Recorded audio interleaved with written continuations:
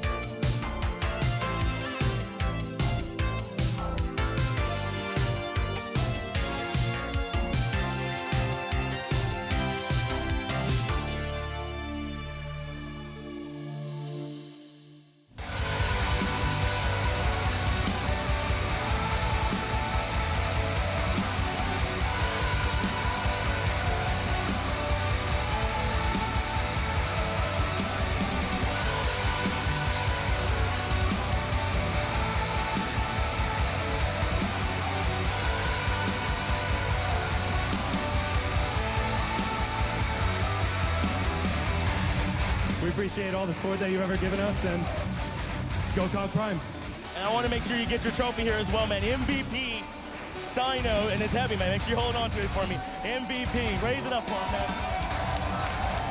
It's just so incredible. I'm so happy. And, I've always wanted to tell my parents that I finally won this tournament. So, Mom, Dad, I finally won Worlds. Feels like I'm in a dream. I haven't woken up yet. Hopefully, this dream never stops.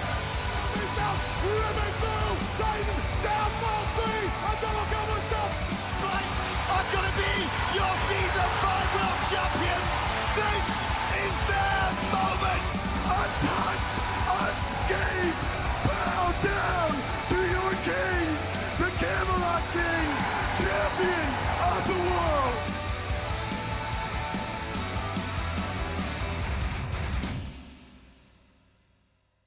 Happy Sunday, SMITE fans, and welcome into the SMITE Pro League Season 10. Gore, I have no idea what you said to me, I'll be honest. All I know I is could tell there was no recognition in your eyes. All I heard is you starting to laugh, and I assume you said something silly. We got a great day of SPL matches for you here today. We had two games go all two sets. Oh, my God, 2 sets go all 3 yesterday. 3 best of 3s for you here today. And then, of course, after the broadcast, we'll have our community broadcast. But we're getting into full swing here. We're starting to get more data on the teams here in the SPL. We're starting to get more information on the meta, how these teams are going to play, who's on the upswing, who's on the downswing. So much of that unfolding here in weekend number 1. It's no mystery, but Gore Miser's with me on the desk. Gore, what are some early takeaways here from weekend number 1 of the SPL? Everybody underestimated the Ravens. I think that one's come pretty abundantly clear, at least to me, right? Good couple of sets. I think the Hounds, and we'll get to see this actually this first set, have a lot to offer, right? Pushed the Ravens all the way to 3 yesterday. And the Warriors are still really good. Those are like the top 3 off the top of my head that have really kind of caught my eye so far. Well, the Warriors will be playing in this first matchup. Remember, if you are interested, all the players who are here in studio will have their gameplay POV streams. And honestly, the Oni Warriors, a really great team to tune into the POVs of. If you're interested in SOT, Pegon, anyone on that squad up against the Hounds, of course, you will have the POV streams on their personal channels while the matches are going on. The commentary is spliced in there, and it's a really awesome thing we're doing this year. So go on over to their channels and check it out. As I mentioned, we've got a few matches for you here this weekend. 3 best of 3s to end things out. Nice and clean. There's something satisfying about the schedule getting grayed out as we move on. Oni Warriors, Eldritch Hounds start off the day. Kings versus Styx Ferryman. Right there in the middle, Jade Dragons, Gilded Gladiators will be our final match of weekend number 1 of Season 10 of the SMITE Pro League. And then stay tuned after the broadcast for the North American SMITE Challenger Circuit community broadcast. Yeah, I don't think there's a match today that I'm worried about. You know what I mean? Like, I think every single one of these is going to be really fun to watch, maybe for different reasons, right? I still think the Hounds have something to offer, but the Warriors are going to be a hell of a team to try and take down, right? It's definitely one that, as a debut, or I guess your second debut, right? They played yesterday, coming back into it today. There's a lot of work that has to be done to make this go your way. But King's Ferryman, I mean, that one's just going to be stacked absolutely in the middle there. And then Dragons Glads, again, another one that I'm really excited for. That one I think I have my eye on more to see how these teams are adapting when things aren't going too well, right? Gladiators losing 2-0 to the Ferryman, Dragons losing 2-0 to the Kings. And so both of them kind of needing that win. I'm thinking 2-3-2. That's my prediction for the day here today. Of course, here in phase number 1, we have got things broken down into 2 divisions. Remember, you will play the teams in your division, or I guess their division, twice. You will play teams in the other division just one time. At the end of the phase, the top team from each division will go to SMITE Masters. The other 3 in each division will have to go through the standard qualification process on the road into Masters. Order division looking pretty threatening right now if the Eldritch Hounds can pick it back up. Kings, Hounds, Ravens, Styx, Ferrymen, all very, very talented from what we've seen. Leviathan struggling a bit. Gilded Gladiators haven't quite put it together. And then the Jade Dragons and the Oni Warriors have stood strong as well. And through one weekend of play, well, 1 2-day weekend, I guess, of play so far, the teams have started to shift out their matches just a little bit here, Gormizer. Look at the Warriors. Are the active standings in our divisions. Highland Ravens 2-0, Styx Ferrymen, Camelot Kings both 1-0. So again, the Order division feeling great. Chaos division, Gore, they're struggling a bit. And that's where it's really important when you look at these cross-division matchups, because that's how you end up in these kind of situations, right? You've got one win, for the Ravens over the Hounds, but the other one is out of division. That's going to help stack things up. This first match as well is cross-division, right? For the Warriors, a win here would be important. For the Hounds, a win here would be important. Helps shake up a lot of what the divisions themselves are going to look like and gives you a little bit of an edge. The other 2 today are going to be in-division matches. They're going to be a team that you're going to see twice this phase, one that ideally you want the head-to-head against, but like it's definitely I feel like a little more pressure to get these one-offs in your favor, just to get that extra tick up and really kind of set yourself for more success down the line. Feels like Order division shaping out to be the really difficult side of things. Remember, we had a lot of conversation early once the divisions started to break down, which one was going to be more difficult, those sorts of things. For now, and a lot of stuff can change. We're 2 days into the year. For now, Order side is looking very, very threatening. And the Eldritch Hounds, they are in that division. They are hoping to bounce back after a loss earlier on this weekend. But again, we saw moments from them. Nobody's beaten the Highland Ravens. Eldritch Hounds took them to 3, and so there's a lot of good to build on for the Eldritch Hounds, including their solo laner, Ducky, who's standing by with J-Mac for a pregame interview. Yeah, that's right. I've got Ducky from the Hounds with me for the pregame interview. Ducky, I'll set this one a little bit easy for you for the interview. It's been a while since we've had you in the studio. Been a while since we've had you in the league. How does it feel back being in the SPL, man? It's nice. I flew in Wednesday. I was playing on a cardboard box for scrims. No, it's been lovely, honestly, the first few days. I can't wait to see where it goes from there. They gave you a cardboard box. No, I had to go get the cardboard box. Oh, you had to go get the cardboard box. Yeah, no, otherwise I would have been scrimming on the floor. Oh, man, unfortunate. Anyways, going through... Talking about your matchup yesterday, it was a little bit of a rough one up against the Highland Ravens. You would take game number 1 off them, off a bit of a slip-up in game 1. Game 2 and 3 goes a little bit rough for it. What's the team working on improving moving into this matchup against the Oni Warriors? I mean, during those games, we just weren't playing coordinated. We were very split during a lot of the fights, and we played pretty scared, at least the second 2 games.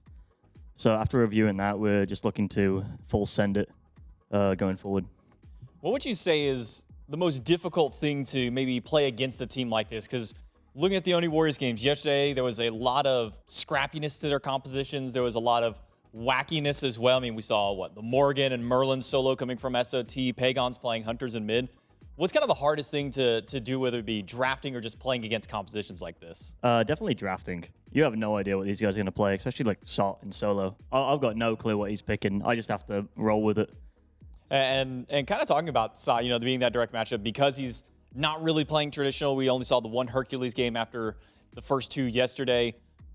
Does that kind of excite you in the solo lane, seeing maybe a little bit of spiciness to go up against it, not going your traditional, it's not the Hercules versus Vamana every single kind of game that we've been seeing? Does that a little bit of spice maybe add a little bit of flavor for you over in that lane? Yeah, no, it's nice to play against something different, but then you also, you don't really practice against that. So it's new every time you play against it in like comp games. And then going up against these guys, it's the only time you're going to be playing them, at least for this phase. Remember, out of division, you only play those teams once, in division twice. How important is a matchup like this, being able to get that win because it's only one time, it only affects a portion of your standings versus your in division, which counts for the majority of your standings? I feel like after yesterday when we got reverse swept, we really want to come out on a win for this week, and I think the team can do that. I think you can do it too. Ducky, good luck on your sets. We'll let you get back with the team, and we'll throw it back over to Des to keep it going. All right, thank you. It's a really good point from Ducky there, Gore. I mean, this is a Oni Warrior squad that you're going to have to somehow find a way to draft around, because goodness, who knows what this team is going to be playing. And what we saw yesterday, though, is that the Oni Warriors not only flexible in picks and bans, but their play style is going to remain aggressive and in your face, and they're going to run at you. And again, I talked about the POV streams that we've got going on. An incredible team to tune into. I don't think there's a bad choice. If you could choose any of these 5 players from the Oni Warriors and get some type of playmaking at some point this weekend. I will not be surprised because we have like a monitor up in the green room, right, that shows the overhead view. The 2 things that I think I'm going to do. One is open up probably Pegon. I feel like that's just that's a gimme for me. I feel like it's just going to be fun to watch. The other thing that really kind of stands out to me about it is the fact that watching this team, and very specifically, I saw a lot of people mentioning the player POVs, because not only, first off, you're watching it on their Twitch channel, so you get to kind of help support the players themselves, but on top of that, it's a really good reminder how much you see from the top-down view versus how much they see in the moment. And there were times yesterday where you're watching Pegon get a fadeaway double kill, and you realize what the communication is like for these players, for these teams. Because there's a lot of times where you're like, there's no way that, a normal game sense should maybe open that up, gives a really good glimpse into why they are in the SPL, why they are seen as some of the best players in the world. It's because they absolutely are, right? They are constantly able to prove themselves time and time again. And, we get to see it from the highlights all the time. Every now and then we hit that third person when we're actually, like, spectating and stuff, but getting to watch the full game has just been a treat. And like you said, on this team, it feels like there is just not a bad choice. Jake yesterday doing incredible work in game number 1. His Maui game maybe needs a little bit of work there in game 2. I believe Sot, you could probably say the same thing. The Morrigan over in solo wasn't terrible. The Merlin maybe needs a little extra time in the oven before pulling that one back out.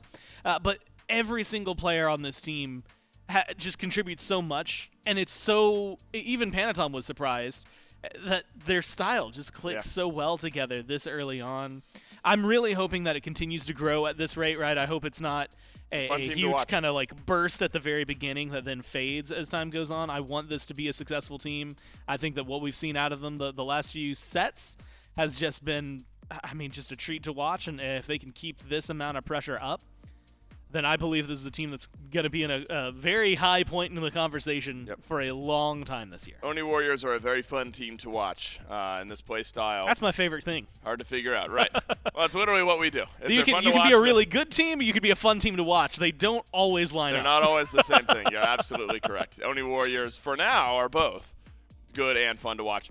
Eldritch Hounds, what do they got to get done here today? Because what we saw yesterday, I think, was that scrappiness-wise, it was a team that was hanging in there up against the Ravens. But come group up, team fight, objective time, that's where it feels like the Hounds fell a bit short. And I think Ducky talked about that in the pregame. Did not feel like this team was playing like a cohesive unit. And that's, I think, some of the issues that they're going to face going into today. And Ducky highlighted, I think, the 2 biggest ones. The first one is very much like you said. Actually, in-game, on-field play suddenly becomes a lot more difficult when you're starting to consider everything that is kind of weighing down on your shoulders. You're looking at the Hounds, really like well-accomplished team, good, well-known players, but maybe needing a little bit of time to kind of, for some of them, reheat back up to the SPL. For others, maybe to kind of find that full synergy, right? Like, I can't think of a single player on this team, Ducky, Oathhh, Benny, Quig, and Coast, all 5 of them have done phenomenal work.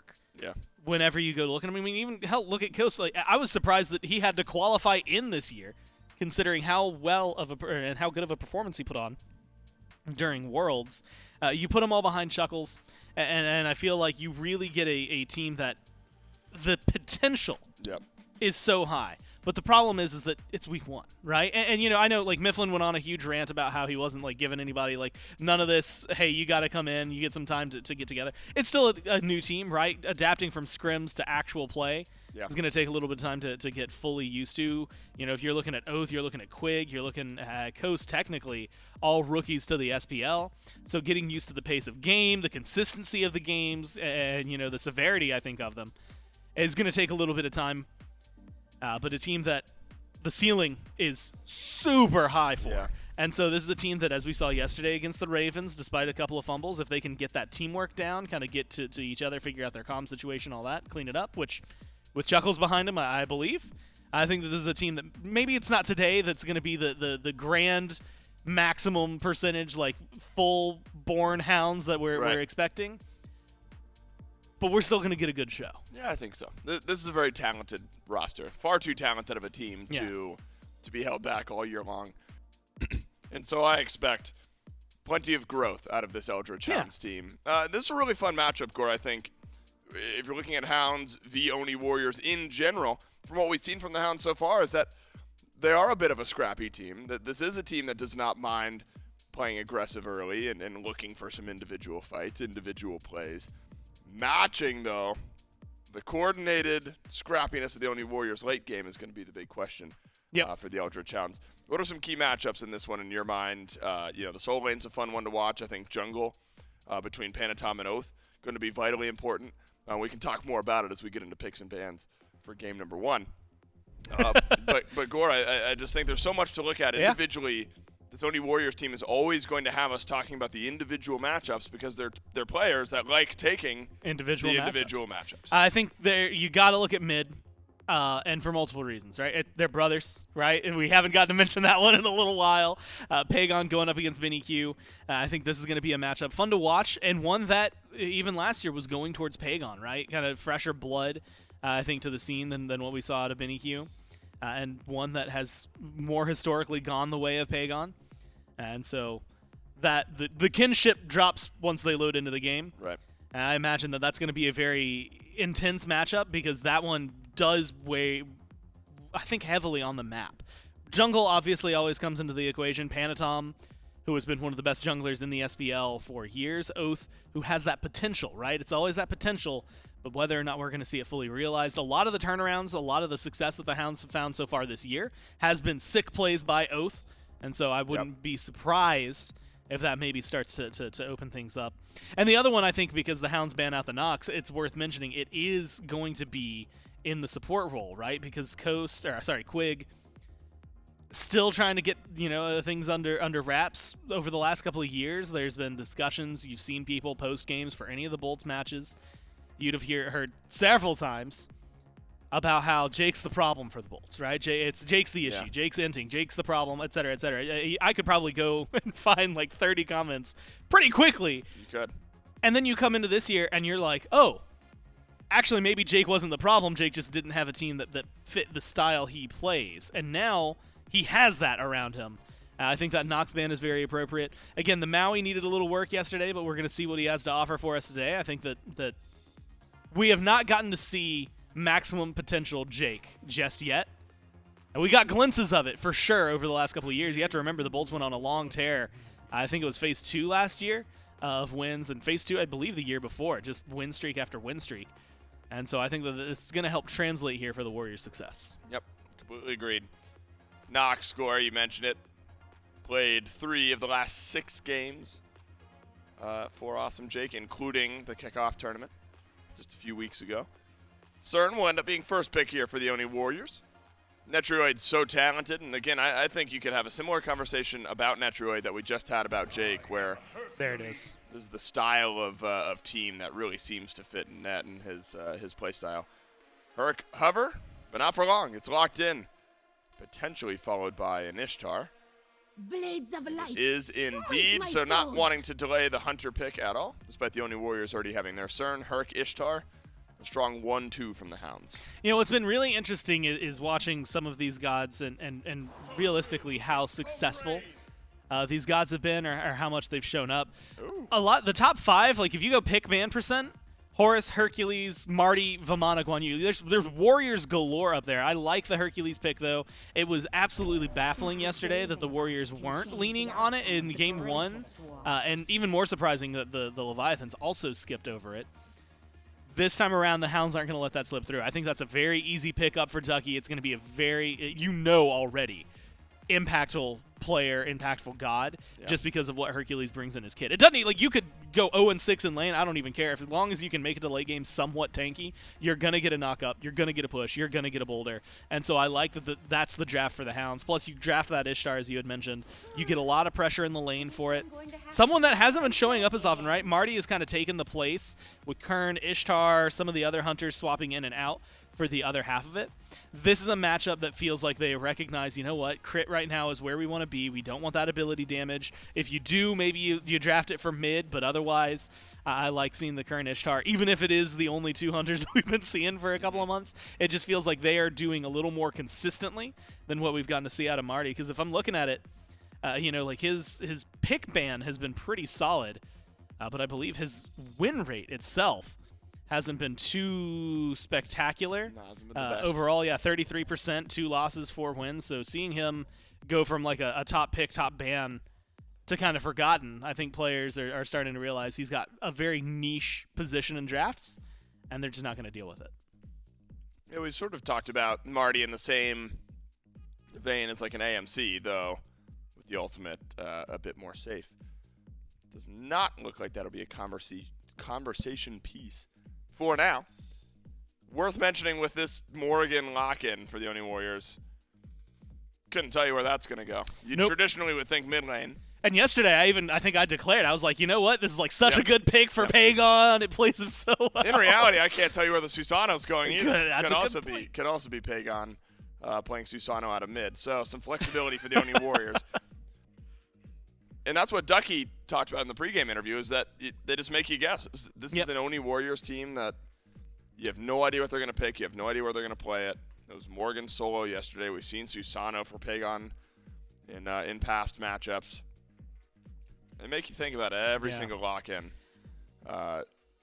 Some supports end up getting taken off the table with the final wave of bans. I think that's the important factor. You know, I talked a little bit earlier. We were talking about the team fight, right? How things kind of fell apart for the Hounds in the team fight, and how the Warriors, despite all odds, feel like they are more than capable in those team fights. Actually, you know, talking about one of the guys on the screen there on the left, Pegon, who I believe had mentioned that he had felt kind of overshadowed a little bit when doing shot calling on the Dragons, right? Wasn't able to get his voice maybe as heard because there's so many voices on that old roster that admittedly you're going to have clashing comms no matter what, unless one person just gets to kind of take over. But has talked about the fact that he's feeling a lot better and more confident about it, being more vocal this time around.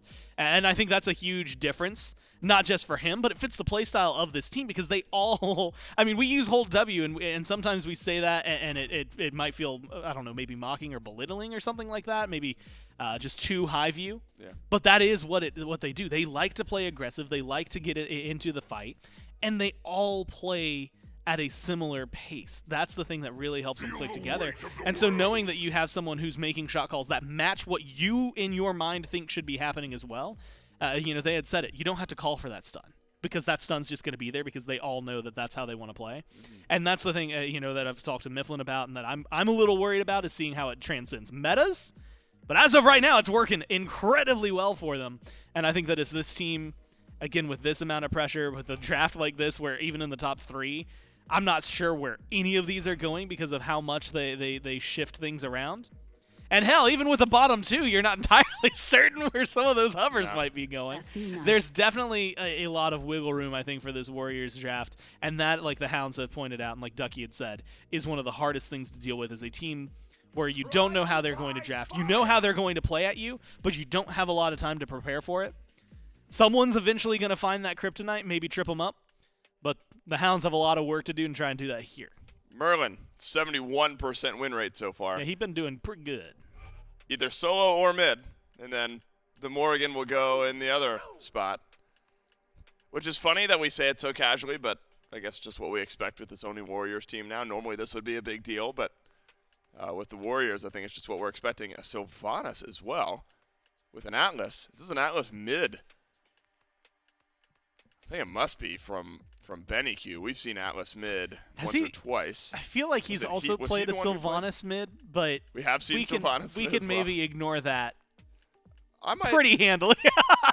with BennyQ and then all of the Oni Warriors, I was expecting some goofiness in picks and bans. And so none of this is all that surprising to me. There's going to be what I'm guessing is one of these two Guardians over in mid for the Hounds, and then one of Merlin or Morrigan in the solo lane for the Warriors. If we had like line swaps or anything like that in SMITE, BennyQ would be a Warriors player. Right? It's just it'd be like he'd be the sixth man on the team that like, hey, you know what? We need to tag X, Y, or Z out. Bring Benny in. It feels like he has that style of play and that kind of mentality, especially with his picks. Maybe it would flourish over there, same way Pegon has, but like you said, seeing what it is. I don't mind the Atlas in mid. I think it was actually, Hurry last year sometime. We had pulled him in on the desk prior to him getting picked up by the Scarabs. And there was a point where he was saying, like, look, think about what Atlas brings. He's like, he's got really good ranged engage, but good ranged damage. He does a lot of things that if you typically talked about them, you would talk about it from a mage. And then he's also got Guardian scaling. So really, if you build him for a lot of that damage, maybe it's not going to hit as hard as some of the other mages, but you've got maybe more survivability. I think kind of equitable to Tiamat in a way, not necessarily like complete parallels, but in the sense that you've got someone who's a little tanky, pretty survivable, does a decent amount of damage. I think Tiamat's scaling is definitely going to help bring that damage number up. But because of all the other CC that is in the kit for the Atlas, it really helps it out in mid. And I think that it's something that, I mean, look, I'm probably not thinking, hey, this is going to get me first blood very often, but you aren't really looking for the kills yourself. I think they're stacking them over onto the Serqet, over onto the Ishtar, probably a little bit onto the Hercules here as well. Get those three online a little earlier on, get them rolling in a comfortable position.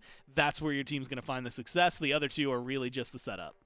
Such a unique matchup between the Oni Warriors and the Eldritch Hounds. Can the Warriors continue their role? Can the Eldritch Hounds start a role for themselves? We'll find out. Game 1 with J-Mac and Trelly. Yeah, thank you so much, Dave and Gore on the desk. And it's J-Mac, it's Trelly for game number 1 between the Oni Warriors and the Eldritch Hounds. Doug spectating for us as well, jumping into this first one. We saw a little bit of this yesterday from the Oni Warriors, Trelly. The Morrigan solo for SOT. Pegon, though, taking the Merlin this time. Sop maybe not having the most fun on that god.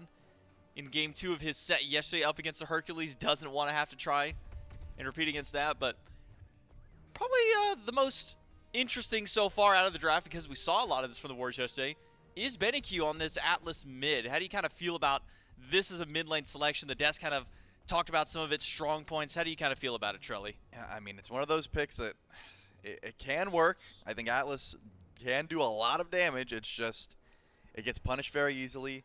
If you're able to body block that dash or just CC him to death, it's not the easiest pick to make work. And BennyQ has gone back to it time and time again, trying to find success. He does find mild success in the games. He's able to find kills, get damage off, but not many wins, and I think that's the big difference maker. But he still is confident in the pick, and I have went on record saying that I think, first of all, the Merlin solo was not a big fan of it. It didn't work out, was not very good for SOT.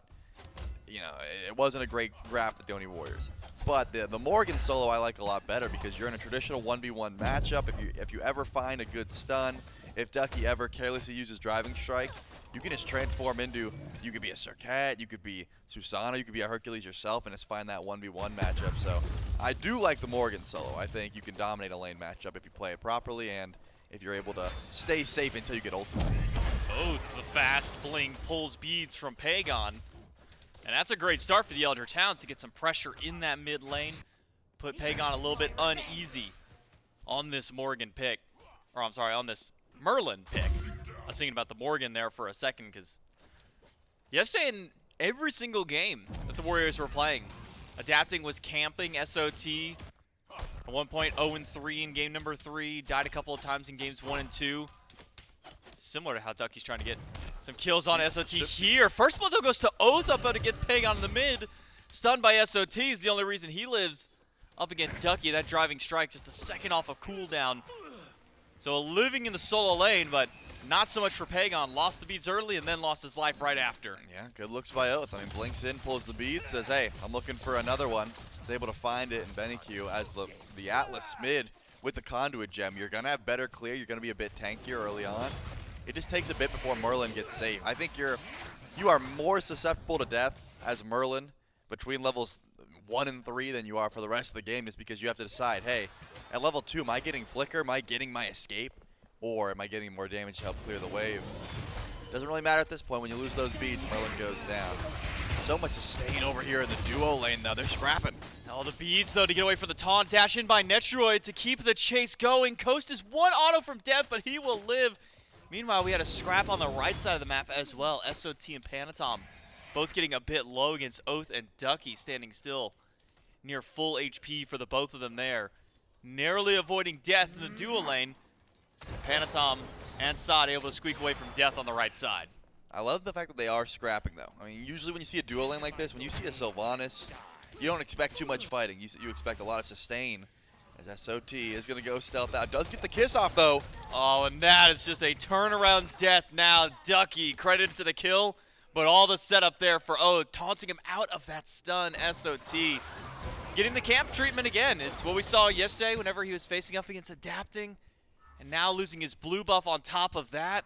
Rough start for SOT in the solo lane. Yep, this is what can happen if you don't stay safe until your ultimate comes up. Once you get that ult, a lot of safety. You have your beads up, you're feeling good. But Oathhh knows this, and I got to give credit to the Serqet. I mean, plays as aggressively as possible, recognizes, hey, we could probably have pressure in mid. Merlin's going to take a bit to get online.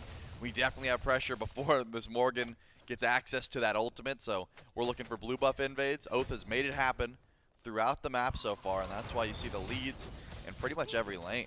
I mean, Netrioid and Awesome Jake, we're getting the better end of duo lane, as you probably should, once you get that extra sustain online and you're not able to clear the wave as easy. But Quig and VaporishCoast, you'd think, would get the better end of just lane pressure, right? They both have those lob autos, they walk up, have all sorts of pressure, but it's the taunt into the root there from Netrioid. So much damage that can be confirmed with those glaive auto attacks, and that's the only real lead the Oni Warriors have in that duo lane.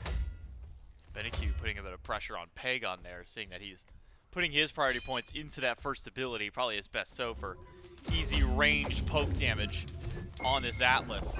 Beads are back up for Pegon now, so shouldn't be too worried should Oathhh make a rotation back in towards this mid lane. You can see that Oathhh maybe will try and fish for a potential pick, but with BennyQ going back to base, might be a little longer before Oathhh makes his mark known once again in the mid lane. So 2 kills up now for the Eldritch Hounds. You got to talk to Ducky a little bit before the game. Pegon will eat the beads this time through with the ultimate from Oathhh and some support from Jake. Does that kill? To mitigate through, BennyQ with ult, flicker just to the side. I echo the same sentiment of, would that have been a kill? Quite possible with that gem, but now SOT finds the taunt onto Ducky. Doesn't have the immunity from ultimate, just running as far away as he can. Finds a double push to go through the Typhoon, the double knockup as well. Ducky may just live through this because Oathhh is here, the boulder down as well. And Oathhh may try into this one, gets the taunt onto Panitom, but with the jet stream down, Panitom is out. Ducky with the double push into the double pull. Is he still going to fall, though? The stun! Look at Ducky. He's so confused. He's like, am I about to die here? I'm wondering the same thing. That stun is going to do so much damage. You already see it goes through. But where's the follow-up? That's the question, J-Mac. This one's going to be close. Yeah, Oathhh is landed in and right in the middle of both of them. It's a matter of, can he body block a single ranged auto from this Morrigan that could potentially find that killing blow onto Ducky, as you say, is currently stunned as well. TBD, as far as if Ducky will go down. I can tell you he deserves to live just because of what he did prior. Yo, for sure. That and all the time, I mean, we see these Hercules and the number of outplays that we have been seeing just over the course of, I would even say, this season on that pick, considering how little maybe we've seen Hercules up until this. Maybe it makes a little more sense. We're not as accustomed to seeing the outplays that can be done there, but Ducky specifically has really made this pick shine so far in Season 10. I would say so, and I think it's a bit surprising that it gets left through so much, but I guess there are some impact picks throughout the entirety of the map that you don't want to give up. And can you worry about the Hercules, that 40% of the time where he gets online late game and sets up so much for the team? The other 60, I guess, you're just worried about other picks. So Ducky gets to reprise that role, and so far has looked clean. In this case, I think that Oathhh has also been putting on a clinic. This Serqet has been roaming throughout the entire of the map. It just seems like wherever he shows up, he's either pulling relics or getting damage, and that's a big look for an early Serqet, because late game, we know what happened with the changes to Serqet with the crit chance. We've seen how much you can do late game, especially with a little lead like this. And I think that's the important part that you bring up, is getting beads and getting damage up on the opposition, because a lot of times when we see the Serqet and sometimes the other supports that we see around with Serqet, it's one getting one set. Either one's getting beads or one's getting damage, but not often they're getting both. This time Panitom, or not Panitom, Oathhh able to do both of those, at least for his team. And that's even without Quig rotating out of lane just yet. Once the Sylvanus gets through, those pulls start landing, that's going to be a guaranteed beads. Those roots start landing if your mobility is down. Got to be able to beads away from there. So for now, Oathhh feeling like he's really setting himself up for success, but also even setting up Quig for some of the future rotations. Yeah, Quig's just in lane, though. He's just got to... He's just chilling. He's just going to sit over there. I think Awesome Jake and Quig are both just playing duo lane duty right now. We saw almost Coast almost dead one time. Got very far away. One auto. Could have done it, but they're just sitting back. And I'm waiting to see the aggressive rotations because early game, Pegon's getting pressured, right? That does open up the door for BennyQ. We've been talking a lot about Atlas mid. Can it work if given some space? Can it work if given a small lead like this? This is, I argue, one of the only times it can work when you are ahead. It's so easy to punish this pick from behind, but since BennyQ's got that lead, he can sort of use his spells as aggressively as possible. That's kind of what I'm looking for. Apologies on the day. We're getting a quick peripheral swapped out for one of our players. We should be jumping ourselves right back into the game here in just a moment. We should be able to jump right back into the action. And the anticipation now, Trelly. Does Ducky go down? SOT needs 2 autos, but he had the splash after. Oathhh makes it a 1-for-1 trade to get at least a little bit of extra benefit there, but Sot does manage to claim the kill against Ducky, and Oathhh trades it back out. And that's what I was expecting to happen, right? Ducky has to die in that situation, but a lucky crit there to confirm the kill onto SOT. You get that crit chance once you get that ultimate. It's going to come through eventually, but counting on it, you know, that's the risky call. And Oathhh gets a second kill. 3-1 here for the Eldritch Hounds. And their aggression is not slowed down. It just seems like if Oathhh wants to fight, he's going to fight, whether that's in solo or in mid lane. Not much going over to the left side of the map, though. I haven't seen Panitom or Oathhh really put any pressure towards this duo. And I think you got these immobile Guardians. If you can just delay the dash from Athena, there's a lot of CC that can sort of interrupt that. Could be looking to get aggressive over in that lane as well. Now we got both the Guardians of the Eldritch Hounds chilling out in the mid lane. Quig has made his rotation over to get a little bit of assist towards BennyQ. Meanwhile, Awesome Jake sticking around with Netrioid for a little while longer over in that dual lane, maybe soaking up a little bit of extra farm.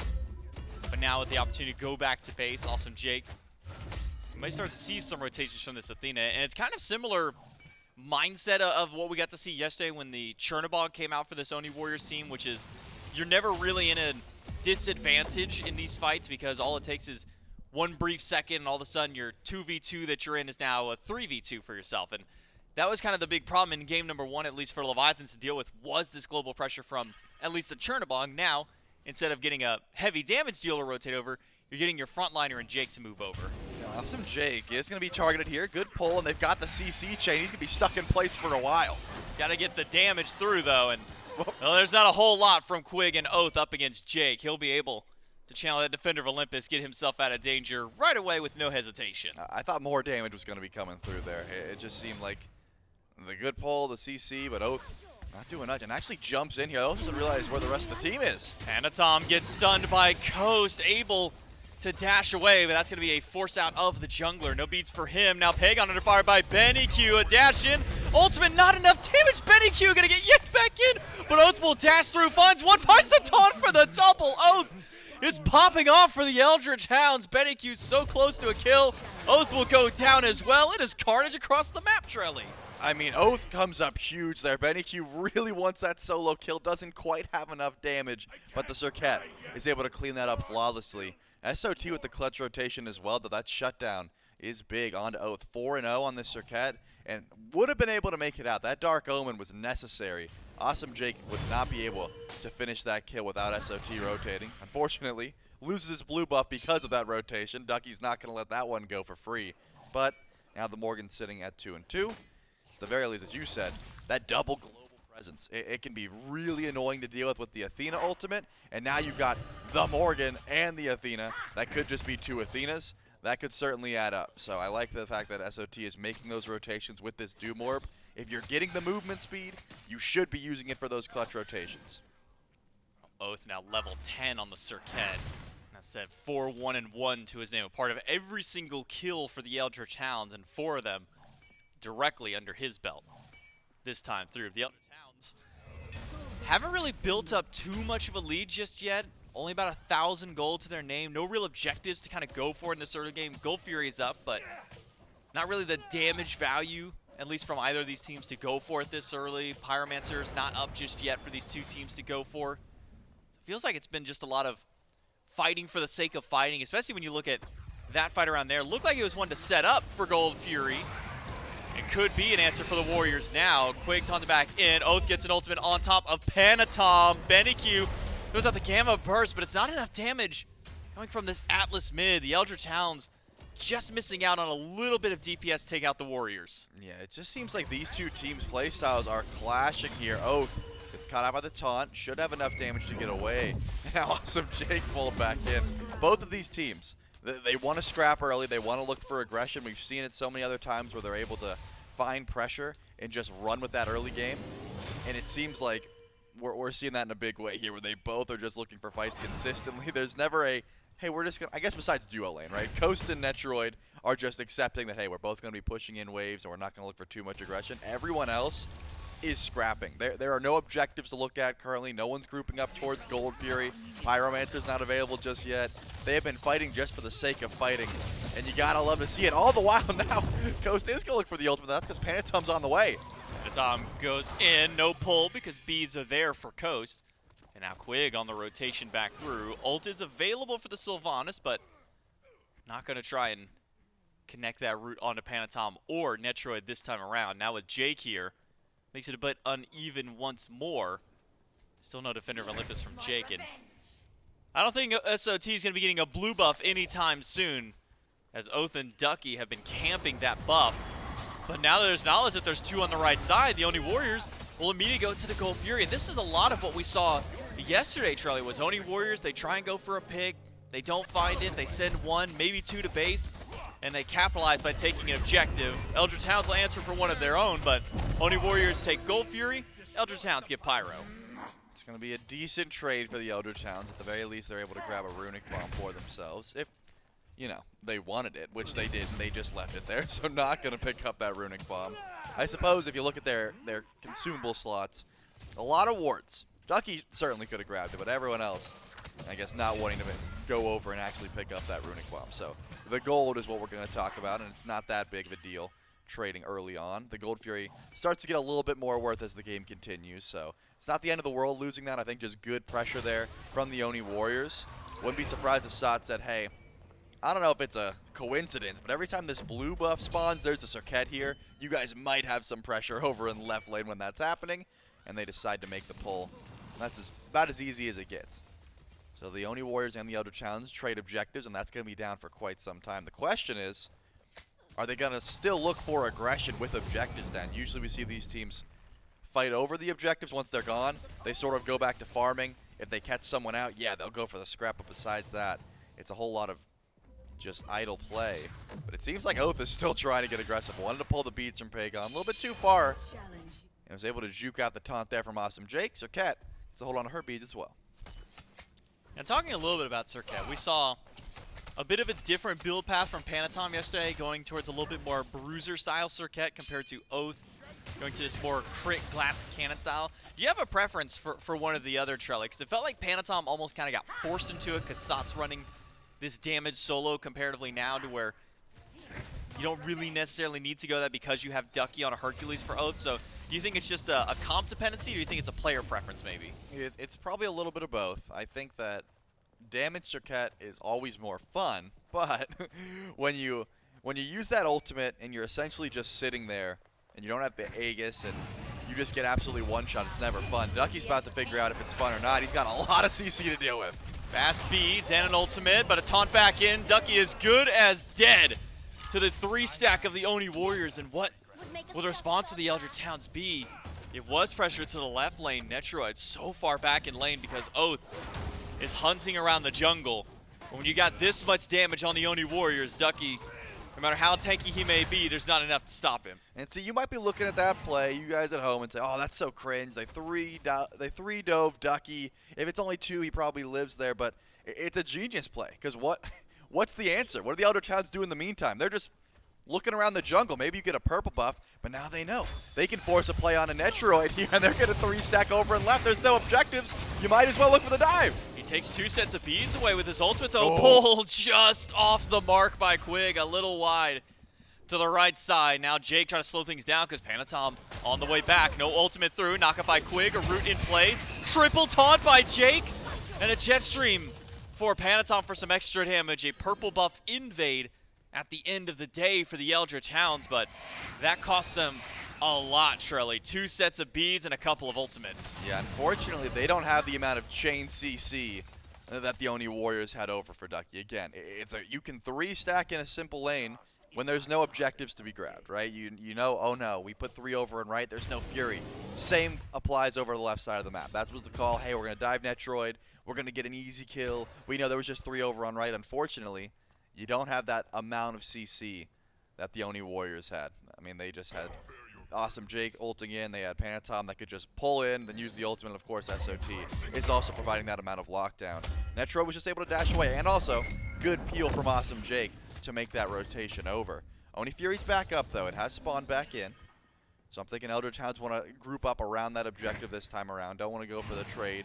But it looks like it's actually the Oni Warriors who are going to immediately pull the Pyro before anyone noticed. Eldritch Hounds sleeping on one objective, not the other, though. Fury not even contested by the Eldritch Hounds. Nobody in position for it either. Ducky has made his rotation towards mid. Doesn't even use the teleport, just walked in from base. But now nothing to be done for the Eldritch Hounds. They don't immediately try and pull a Fury. Oni Warriors just get a Pyromancer for absolutely free. And Charlie, what does that maybe adjust now for momentum for the Warriors? Because they were down like 5-2 as far as kills were concerned. It was only about 1,000 gold. Now with positioning around the Oni Fury, Oni Warriors can really start this team fight up. Jake goes in, finds a taunt onto just BennyQ, but it's only BennyQ who eats that taunt. He'll be just fine to start it out. Yep, full rotation over. Both solo laners are here.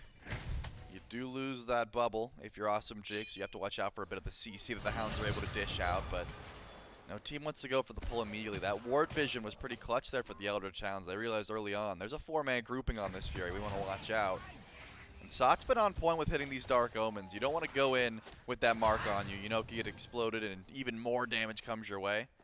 So you got to watch out for where this Morrigan is positioning throughout the team fight. But the Hounds have not left. They're still sticking around this Oni Fury. They've got Ducky here. They've got their solo laner for a reason. Remember, Sot doesn't have teleport. He has his ultimate. He could teleport into Athena and get there immediately. But Ducky wants to use that relic for some use, so he's going to stick over here for a little bit longer before going back over to solo lane. It seems like a bit of a double down at the moment. No team wants to go for the pull, so Ducky will channel the back. I'm wondering if the Oni Warriors figure this out if they go for the pull once again, but still, ward vision on the objective, meaning no team is going to be able to sneak it. Not yet. No, not with those Oracle Harpy vision helping out the Warriors and Eldritch Hounds with just a regular old ward sitting inside the pit as well.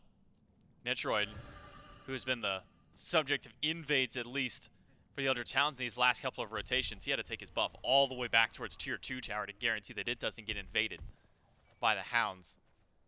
Ducky, he's been over here for a while now. Didn't need to use the teleport to get over towards mid, just walk there, try to set up for Gold Fury, didn't find anything. Will now finally rotate back out to the solo lane, but to me, Trelly, I mean, as long as he has this teleport up, can get back in no problem, but this should be a call maybe for the Warriors to get the action started. Oathhh and Panitom will trade out some damage. Fast beads from Oathhh to escape the clutches of Sot, but this is exactly what the Oni Warriors do. They try and find these cheeky picks, and they go immediately for an objective. Oni Warrior, only Coast is here to try and stop this one. Will fire out the ultimate, does not take it away. The Oni Warriors get the Fury, ult for Benny. Just not enough damage on a Netrioid. Double taunt from Jake. Might be the last thing that he gets to do if one pull goes through, one root in place, or just one push against the wall. Ducky will knock down the support, but it's the Oni Fury for the Oni Warriors.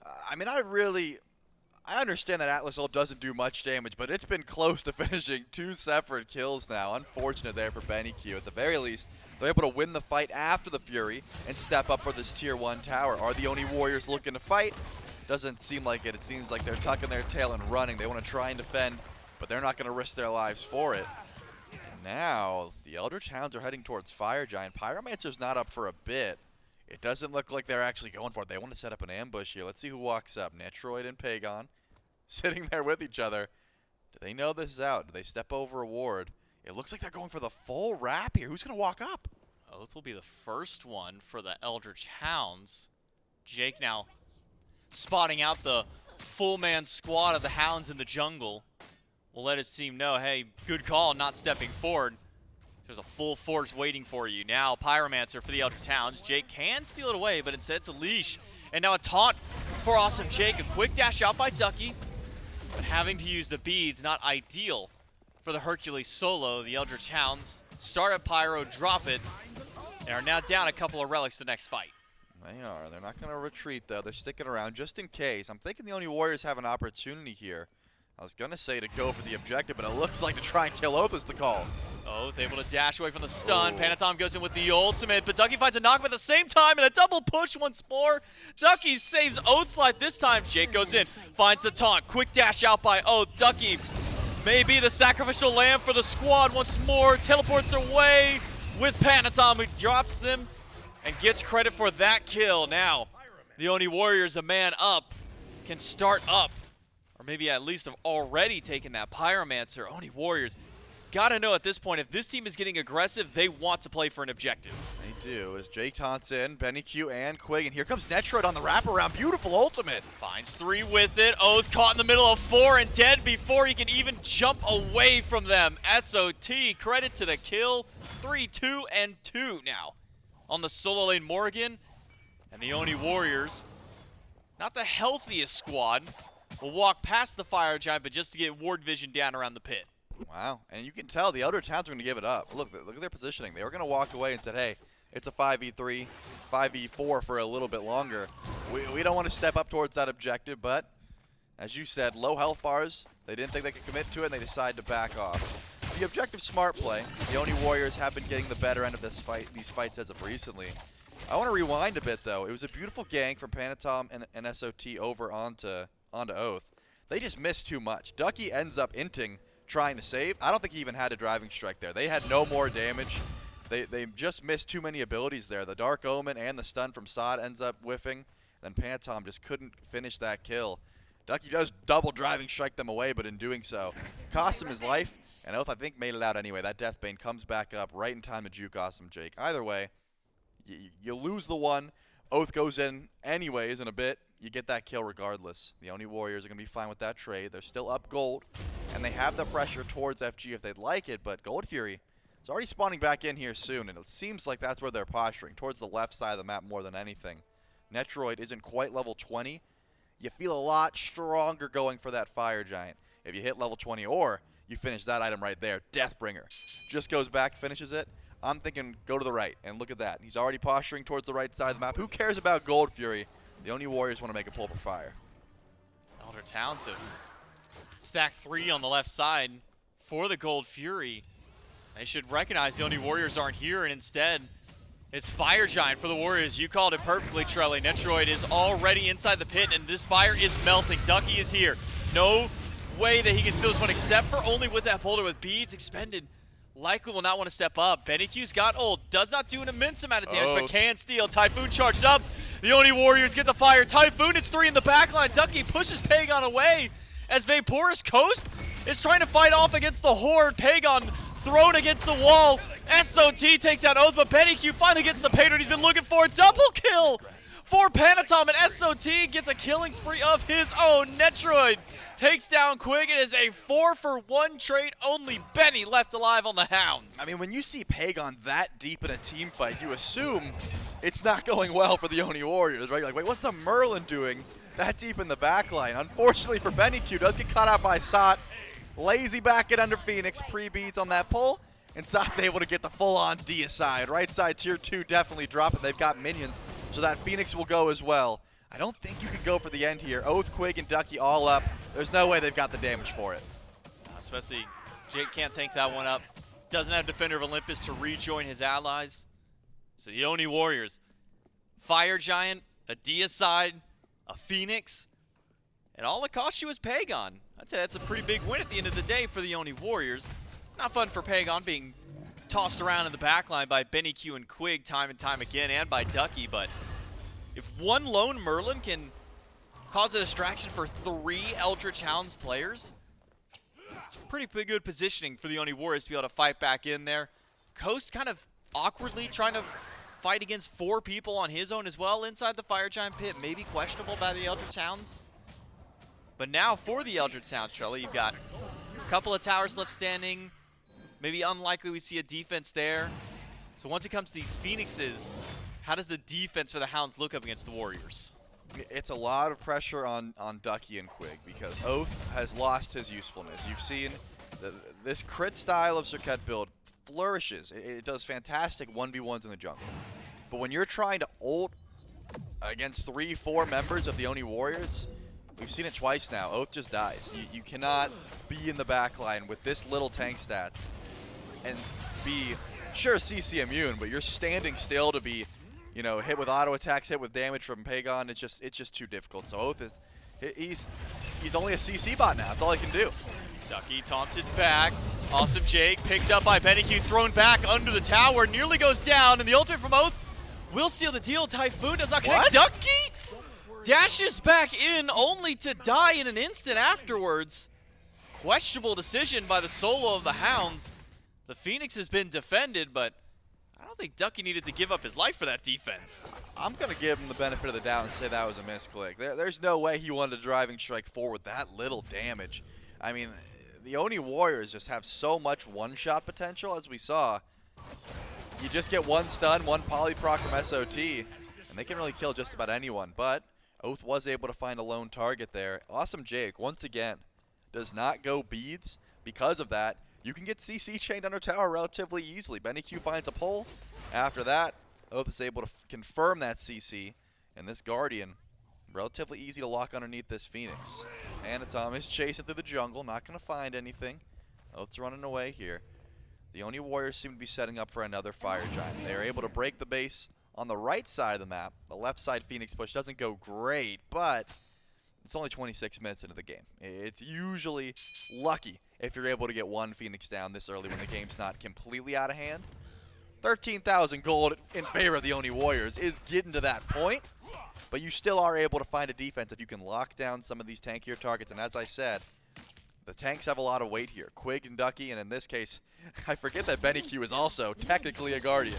They've got that CC for a reason, and it looks like Panitom's looking for Coast. Will be stunned away by Coast. The dive in, now it's 2v3. Knockup only going to land there, but Panitom's got so much damage. VaporishCoast will fall down, and both Panitom and Jake will get out.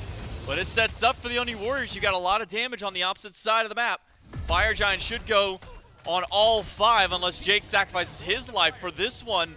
3-man chase to the Hounds. You got to get something here. If you've invested this many bodies to the left side, you got to find one pick. It's going to be on to Awesome Jake. Knockup is good. Panitom did not go back to base, questionably, but can now rejoin with his team, clear out the jungle, and fire on 4. Yeah, it seemed like he was like, hey, maybe I can stop their backs and you guys can push it. And then he realized, I don't have much HP here, and it doesn't seem like we're going for Phoenix anyways with Awesome Jake dead. So they decide to back up. He will be able to rejoin the team in about 30 seconds when Defender of Olympus is back off cooldown. But would the Oni Warriors really walk up? Yes, Sot's got the polyproc. They're able to grab that Phoenix for free and now just sort of stand here at Phoenix line. This is a good call. They don't have to overcommit. They can stick around, wait for Awesome Jake to join them with that ultimate. Until then, just sort of push up these waves and make sure that the Eldritch Hounds can't leave base. SOT is a threat with this build. He's fully online. He has the Magi's for CC immunity and that ultimate available. He can 1v1 just about anyone right now on the map, especially if it's Oathhh stepping up. Remember, that's a full damage Serqet. You're not in the jungle, so you don't get the benefit of the protector of the jungle. He would absolutely melt. One stun, one polyproc, and you could ult into just about anyone to finish that kill. Eldritch Hounds holding strong at their mid-Phoenix. Jake is back up and has instead decided to march up the left side of the map to try and get some wave clear. And Panitom will go up ahead of him, clear out the incoming wave of minions. Oni Fury, or Primal Fury for the Oni Warriors, I should say, will be the next selection for them with a wave pushing up in the left lane. No towers left for the Hounds to defend. It is all going to be Phoenix defenses. We saw the success of the Phoenix defense last time by the Hounds. They popped the Magi's from Awesome Jake. No beads means that the next CC locks him down to take him away. The Eldritch Hounds have got to keep doing that time and time again. That is the only frontliner, the only one who can take up these Phoenixes for the Warriors. Yeah, they're pushing up mid. Remember, Sada's still sitting on the right side of the map. Someone is eventually going to have to deal with these fire minions and the Morrigan that is just pushing them into base. But mid Phoenix is the call. The poly shots are already coming through. And it looks like a 3-2 split. Ducky comes back over, 3-3. Up on the left side of the map. Bird's not taking a lot of damage. Dash taunt by Awesome Jake. Phoenix still alive. Quig will pull the bubble away. A good route to knock that one out. Meanwhile, Benny and Oathhh will defend up against the mid Bird. Right side is still having minions pour through. Taunt is good onto Ducky, but a pull back on Jake. A knock up in the tower, a root as well, but the CC is not enough. They need just a little bit more damage. BennyQ's ult, that is the third time this game. It never does enough. He has nearly gotten a kill, but is just shy. It is never doing enough to finish a kill. Panitom is going to get chunked by BennyQ over the wall, and Awesome Jake goes back to base. Will the Defender of Olympus in. Where's the siege at now? Seems like they're switching over to mid lane, but Awesome Jake, you don't have beads. He gets pulled back into the Phoenix again, does have dash to get away, is trying to juke to find an opening through, but to the backline goes Panitom up against Ducky. Typhoon channeled and Typhoon Beautiful ultimate. Panitom finds a double kill, caught out Coast, and now Oathhh has been left alone as well. Jake will take it with the taunt. SOT to the backline with a Typhoon of his own, sets up for Pegon, and the Oni Warriors with only BennyQ still left standing. The Oni Warriors will march into the throne room. They'll take down the Titan in game number 1 for their squad. And they're going to have to play with their food a bit. BennyQ with a huge pull is not going to be able to find a kill. What? He does pull Jake into Fountain. I was going one. to say, if you get that pull into Fountain, maybe you're able to finish that one. But once again, it seemed like the defense was strong, but Ducky stepped up a bit too far. He was chasing kills. Panitom comes in, uses the Typhoon to confirm 1 kill. I think he accidentally kills Coast. I don't think he had any idea. If looking at his player cam, he was like, oh, there was an Ishtar behind that wall. I didn't know, but thanks for the double kill. And after that, 5v3, your siege is just effortless. I mean, it looked so great for the Eldritch Hounds to start this game out. Panitom gets on a roll early, finds the first blood, goes over to soul lane, gets pressure for Ducky. But it just felt like there was nothing beyond there. It was just early game kills for the Eldritch Hounds. Meanwhile, the Oni Warriors, it felt like every time that they were trying to start a fight, every time they wanted to get a kill, whether they got the kill or not, it just felt like objective was the name of the game for them. And it could have something to do with the fact that Oathhh got a lot of those kills in this Serqet, this crit build. It's very difficult to be that backline. I think Susano's got all that movement, right? He doesn't have to stand still for very long. Panitom, despite finding some deaths early, was able to get to the backline and use that explosive damage and get out. Oathhh, he had a full commit. He was either, I'm killing you guys or I'm dying. So you asked me a bit about the hybrid versus full damage. It depends on how much dive your team actually has. Unfortunately for the Hounds, even with a great start, they fall down in game number 1. The Oni Warriors start out the set strong. We'll see if they can keep it up in game number 2 right after this.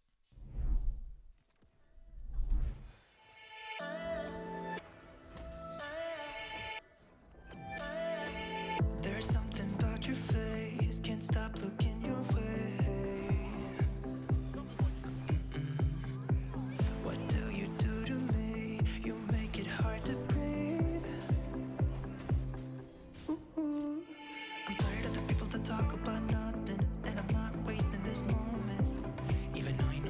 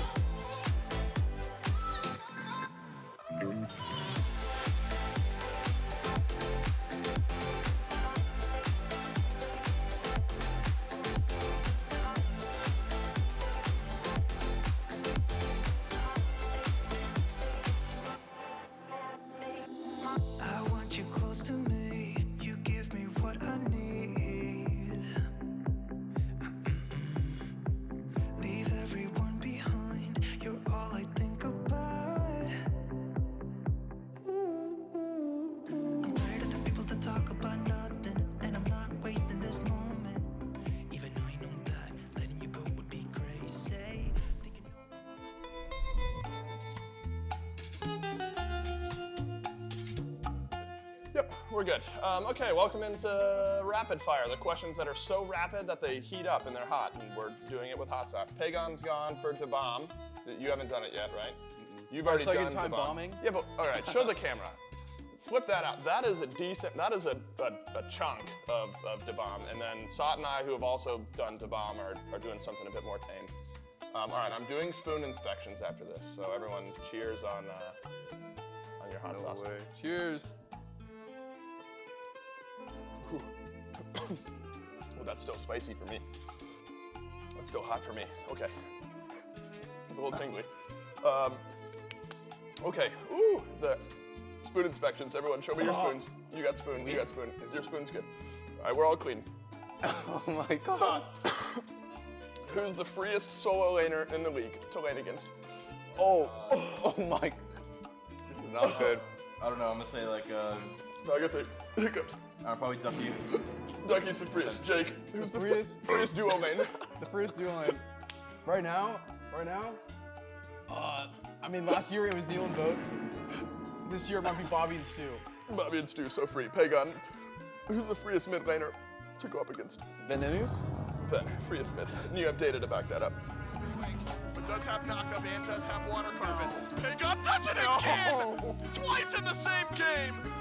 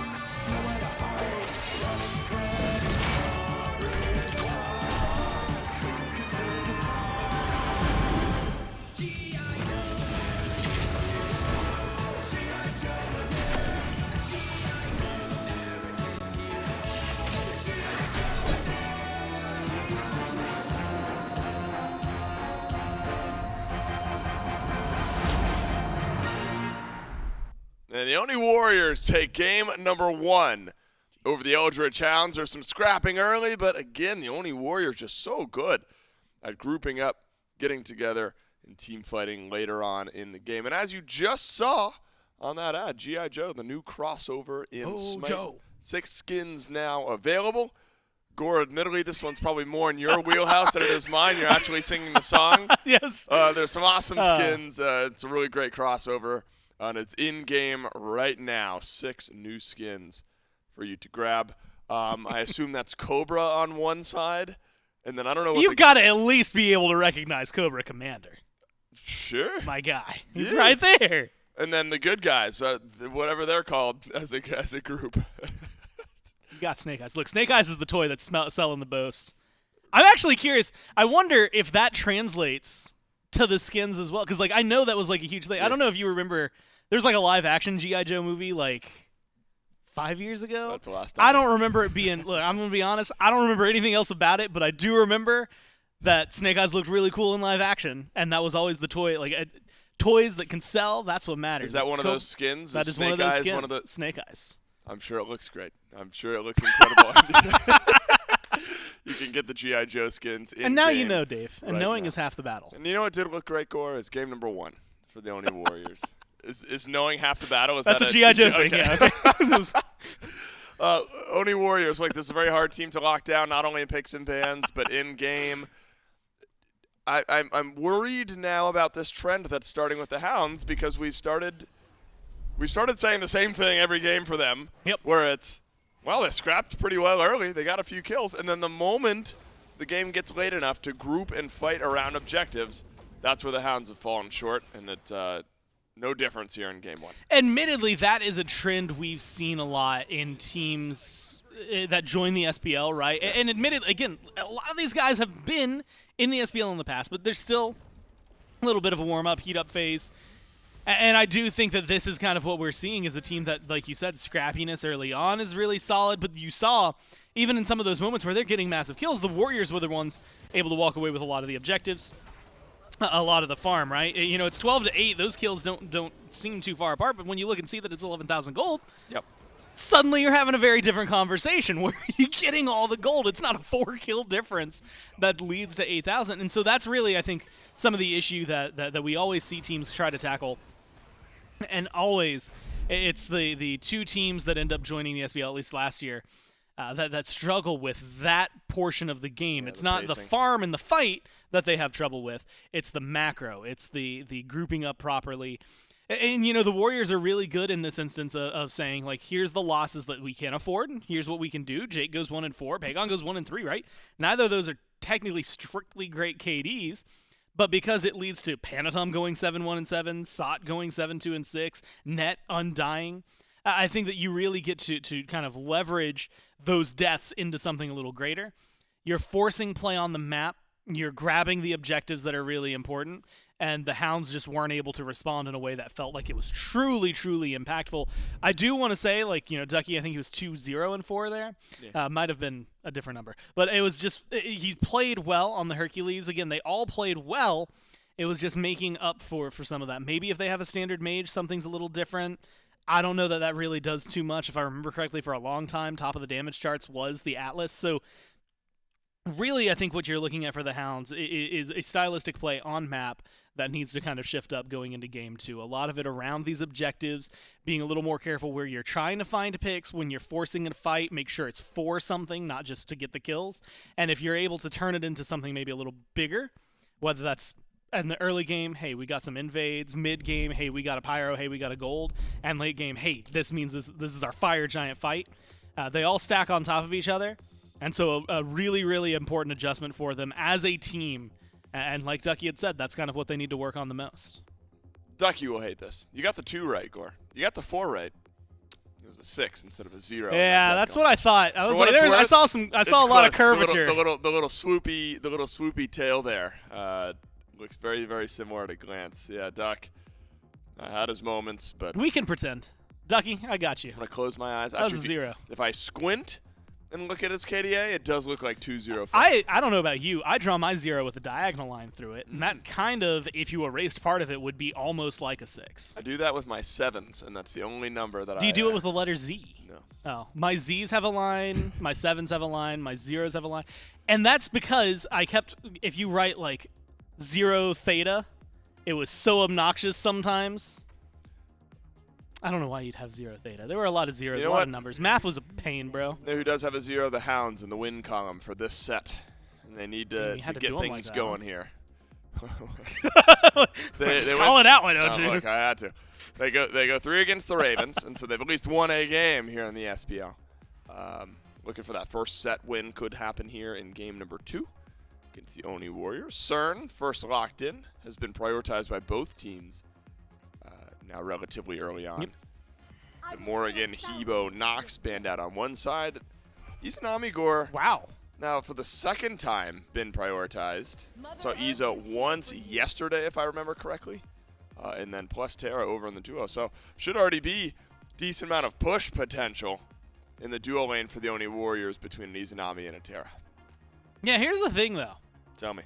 Here, we're seeing a lot of Cernunnos, a lot of Ishtar, a lot of Marty. Yep. I don't know that you needed to grab your Izanami that high up. Yeah. Granted, it's the Warriors, right? So those bottom 3 picks could be quite literally anything. And so it feels like just get your duo lane into a comfortable spot, and then you get to be the wild cards that you are towards the last 3 picks. I mean, you know, mostly certain. And we've seen it in the past, right? Netrioid does a really good Izanami.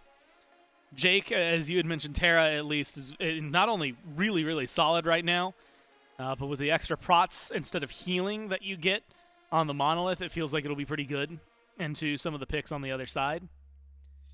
Plus all the body blocks that we've seen a Terra capable of. And it's one of those things where it's like, do you need to get the Izanami first pick? Probably not. But I also know they're going to lock in something absolutely wild in these bottom 2. And it's going to throw us all for a loop, and in that case, the Izanami needs to be higher up. Look at the discussion. That is a grouping of minds for the Oni Warriors. I guess you have to group. I was trying to read whatever Oxy has on his notepad there, but there's literally so much written down, and it's all so small. It looks, honestly, coach of the Oni Warriors, Oxy, his notepad looks similar to like when you're told that you get one cheat sheet for a test in college, and you just squeeze as much as you can on the one page. Got a lot of information there, and this Oni Warriors team, who knows how many different types and styles of drafts that they've got. And the thing is he's got like 50 pages right, that's all of just page. That.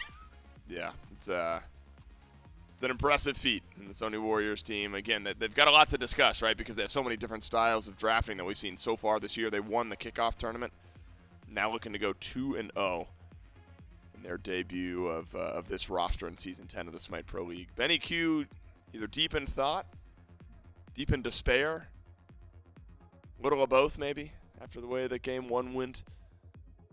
I'm sure you liked trying the Atlas mid, but did not quite hit the stride that he was looking for. A couple jungle bans for both teams in the second wave. Remember, it was support-centric bans. But we assume, with a Hell and a Terra, that both teams have their supports already locked in. Bakasura letting you know just exactly how he's going to win the game. Locked in for the Oni Warriors. So hyper late-game carry potential now for Panitom, who's already had a good start to this set. You say that, but I have flashbacks to the kickoff tournament where the Baka got pretty hands-on pretty early in the game. And that's something I wouldn't be surprised to see. I mean, to the point where it snowballed so quickly. Camping outside of the base, running around without a care in the world. It was absolutely a just domineering force for the team. And so it definitely has a lot of opportunity. Like you said, worst case scenario, if things don't go well in the early game and then you're just a late game hyper carry. Best case scenario, things go incredibly well in the early game and you have that little bit of a mix. The other thing I think that's worth pointing out for the Warriors, and we've seen hi-rez solo more often than not.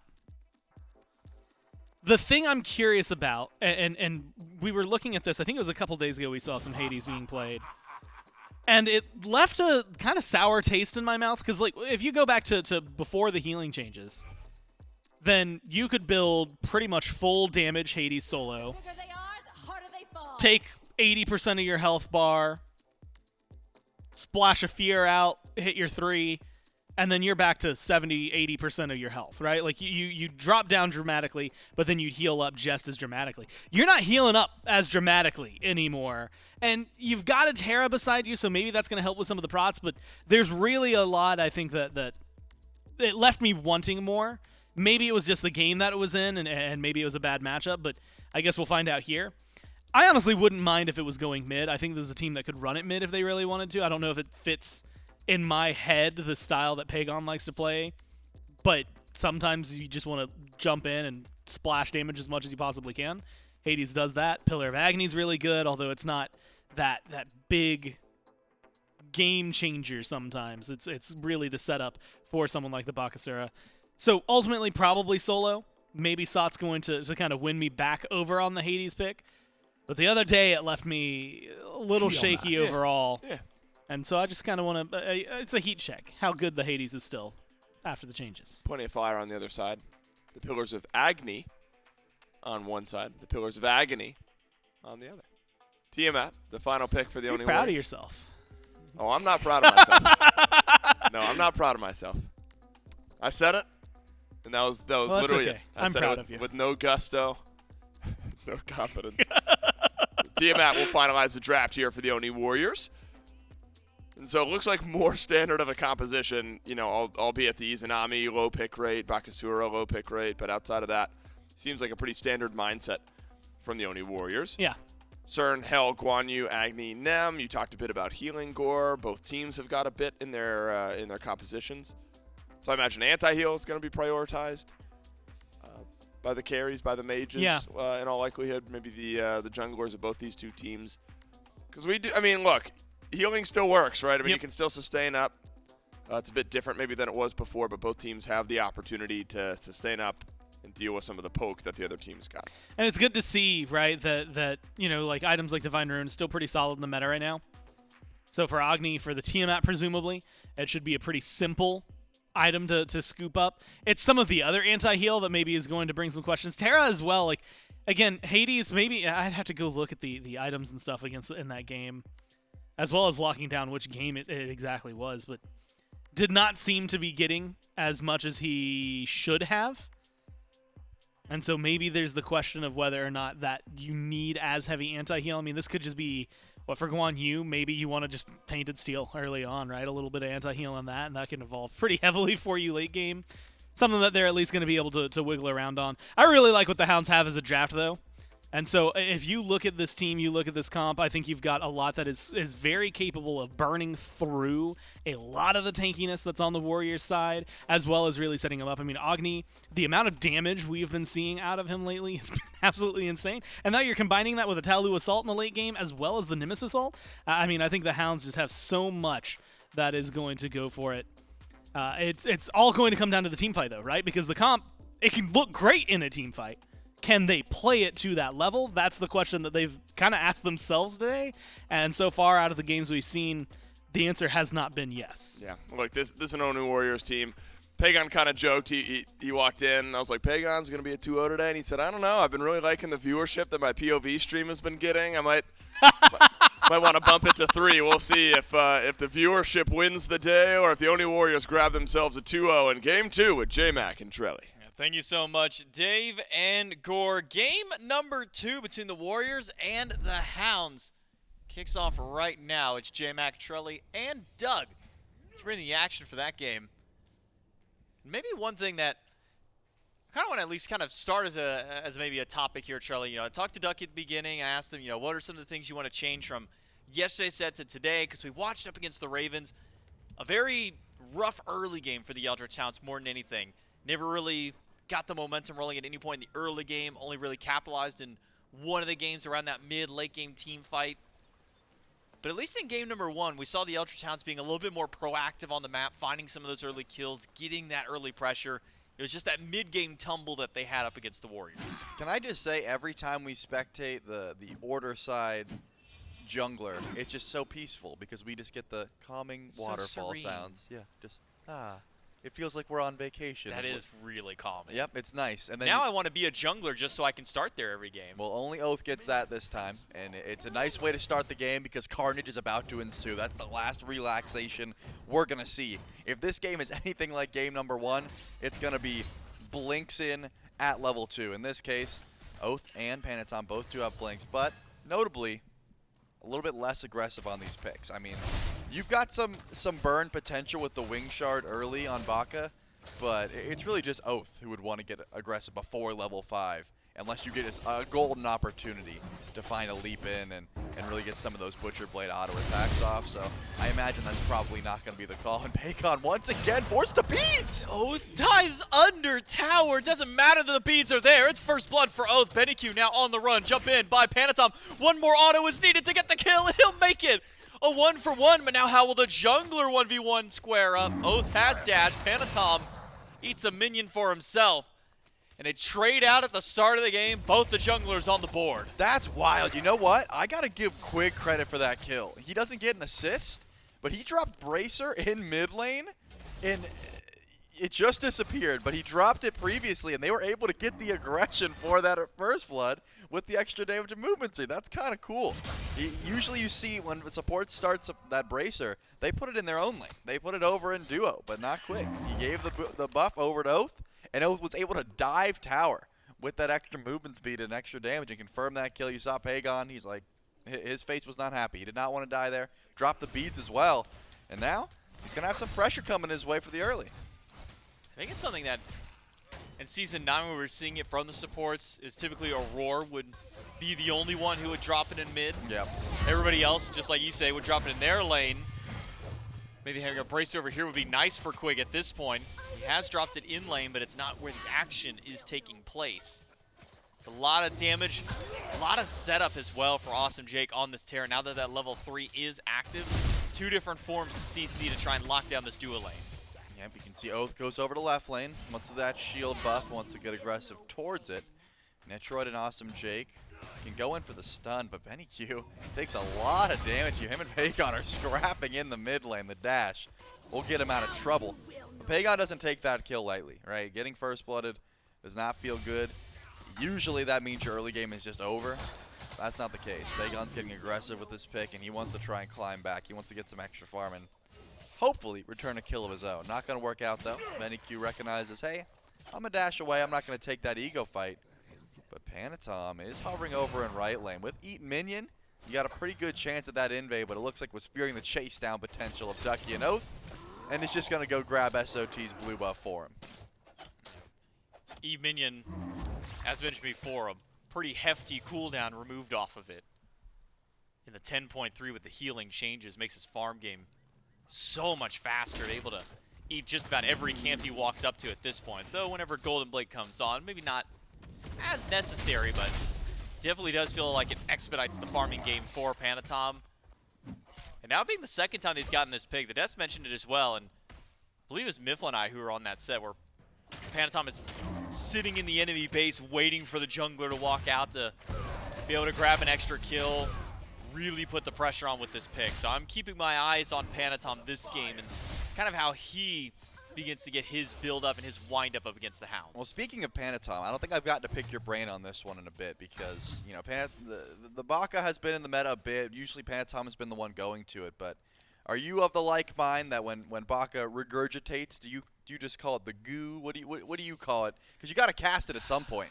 I try not to ever think about it because it's just gross to me. He just spits up everything he ate plus more. Just you might have to cast it right now. Launches his bowels out at Quig just like now. Netrioid, credit to the kill, but the setup for Panitom still has those Conal autos to fight up against Oathhh. Will eat one of the children he just threw back up. To me, that's the grossest part of it. It's not just the spit up of the ultimate, it's eating the child after, eating the minion afterwards. Panitom, though, that's his luxury of being a Baka, can jump right over that wall to escape. Yeah, he's got Blink, even if Oathhh decides to chase here. Decides not to go for it, realizes there's not much chase down. Baka should be just fine. And it looks like Oathhh was just going for the return kill. At the very least, Quig on this hell. Very low, and Pegon's getting dove here. Can BennyQ finish it? Not quite. Flame Wave, I guess on cooldown at that point, just from the prior little bout. So Pegon lives maybe only by the good graces of being hit by the ability just prior. Oni Warriors start the game out 2-1. The first blood from the Eldritch Hounds is what's kept this game even. 14 gold between the two teams, 51 experience. Dead even here at 5 minutes, but not for lack of trying for both teams. Panitom has been getting very active across the map. Sod, one swing away. Panitom, Blink. He's got Blink, he's got auto, and that is a 2-0-1 Baka. I really thought the one tick of Pillar of Agony might do it, but the Blink from Panitom was able to confirm that kill.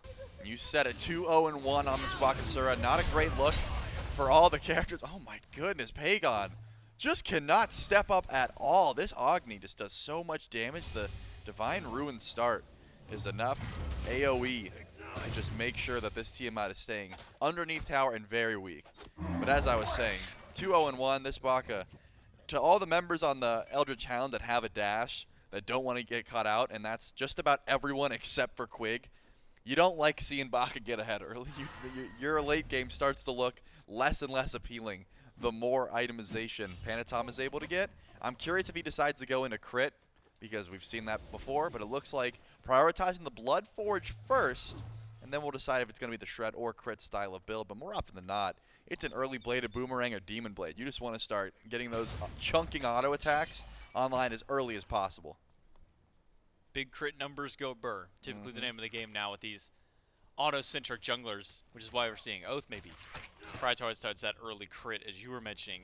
May have been the thought for Panitom, but already into the hidden dagger for Oathhh on the Nemesis. Falling a little bit behind to Panitom, but again, it's so hard that once a Bakasura starts to get that momentum rolling, once he starts to get those first couple of cans, gets that first kill or two, it's so hard to keep up with what Panitom wants to do, to where it almost feels like now Panitom is the one who dictates the pace of the entire game. Yeah, I mean, you can tell Oathhh is constantly around trying to find return kills or find return ganks, but you are right. It seems like he's going to ward up and be like, oh, Baka's over there, okay, I'll go left. Baka's over and right, okay, I'll go right. But I'm undermined that you might just want to be ignoring Panitom if possible, right? Oathhh is saying, hey, sorry, I can't be over in solo lane, but maybe I'll look for duo. You know, I think when you're this far behind, and it's not that much, right? It's about a half a level. But when it starts to add up like this and you know you can't 1v1 the Baka, you usually want to stay on the opposite side and try and look for, you know, reverse lane pressure. Coincidentally, Oathhh is on the right side of the map while Panitom's over on the left. Can you look for a kill onto Sot, though? It is not going to be easy. Stun from Ducky's ultimate. Oathhh uses his own. Does Sot not have the dash? Finds the fear on one, but Ducky was just standing by leisurely waiting with the Tallow Assault. So easy. Kill onto SOT. It's just as easy as that. Just stand there menacingly and you'll get a kill. Yeah, I thought SOT would get a bigger heal off. I don't think the wave was grouped up, but take a look at Panitom. He's trying to dive coast underneath tower. He's going to save the regurgitate as long as possible. Can he chase this, though? No. Wild hunt there. And that's enough for Coast to escape the clutches of death. And look at all the little minions still chasing Coast out under the tower.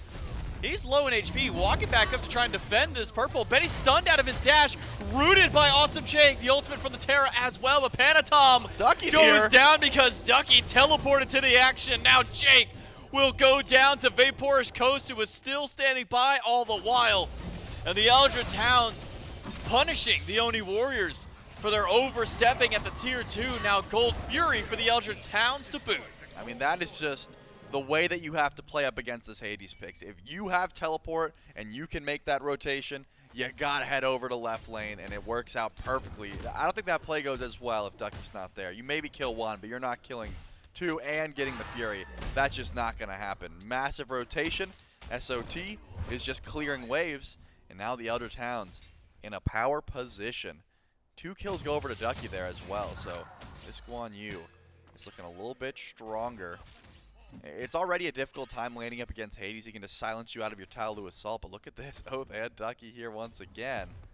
You know, I said it last time, it wouldn't be easy to kill the Hades, but it seems like the full damage, you don't have that Bancroft start, which has fallen a little bit out of favor. You don't have that insta-heal every time you clear the wave anymore. You get a small heal, but it's not full HP every time you're killing that wave. As Hades doesn't do enough damage to survive the gank potential between Ducky and Oathhh, especially if SOT's halfway up the lane. Panitom. What's the kill that he's fishing for at the moment? BennyQ doesn't have beads for 80. Benny steps too far forward. That could be maybe a fast pick for Panitom and Pegon to dive in, especially because you do have Jake standing by, but does not seem to be the call for Panitom. Instead, it's back to farming, trying to regain that lead that he'd built just earlier on, now with the death in his name.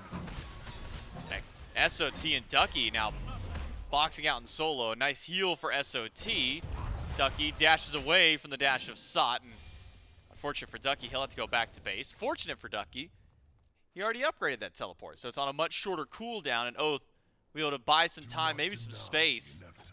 Saw it coming. Turned around and gave a nice little taunt to let Oathhh know that he knew he was coming. Yeah, but I respect that taunt, and the only reason is Panitom was there, right? If for some reason Oathh's like, wait, this guy taunted me, I'm going in, and then Panitom shows up, that really could have started a brawl over in solo lane. Doesn't end up working out. And it looks like just an easy cooldown buff here for the Hounds.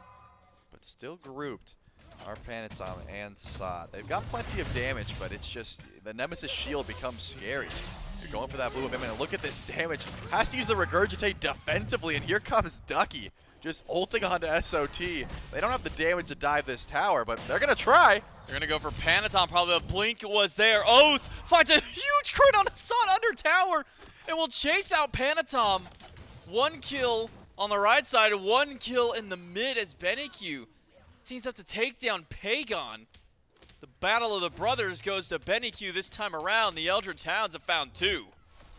Yep, I've just been getting proven wrong time and time again today. They don't have the damage to dive this tower. Yeah, if you get that bladed boomerang crit, you're going to be just fine. Ducky tanks it up perfectly, and that's going to be 6-3 in favor of the Hounds. The gold lead's certainly not outrageous, J-Mac, but enough where the Hounds are able to dictate the pace of this game pretty convincingly. They've got pressure over and right for sure. The question is, do you have the pressure over in left lane to be able to go for the Primal Fury? If so, the Hounds should be able to get some vision and set up over on the left side of the map. It's kind of unfortunate that we didn't get to witness the BennyQ kill right away, but the fortunate news is we do have a nice little replay that we can watch back. I was wondering if it was a solo kill or a Quig rotating through, but it was just a solo kill for BennyQ. A couple of autos to end this one out. Got close, an Aegis bout between the two of them. And 16! At 16 health, 15 more than he needed. Close. BennyQ now with a kill in his column. One up against Pegon puts now the Tiamat 0-2 for the Oni Warriors. And this is the kind of start that the Eldritch Hounds have been needing these last few sets, or I should say at least these last couple of games they played. Remember their set yesterday? Eldritch Hounds so unwilling to play early, but now are going to maybe be forced to play early up against this Oni Warriors team. Thought Panitom might go in for a big rotation to Quig and BennyQ, but instead the Hounds, they'll start up the Primal Fury. Oni Warriors on the way. It's a 5-strong stacking. Pillar of Agni catches out 3. Quick cleanse by Quig gets them out. Primal Fury still up for battle, but Ducky finds 2 in the back line with the stun. Now Oathhh to the back as well. Dashes through. Panitom gets a heal. Bomb stun hits Netrioid. A dash in by BennyQ. And Jake is all by himself. Will go down to Coast and Oathhh on the left side. It's the only casualty of the fight.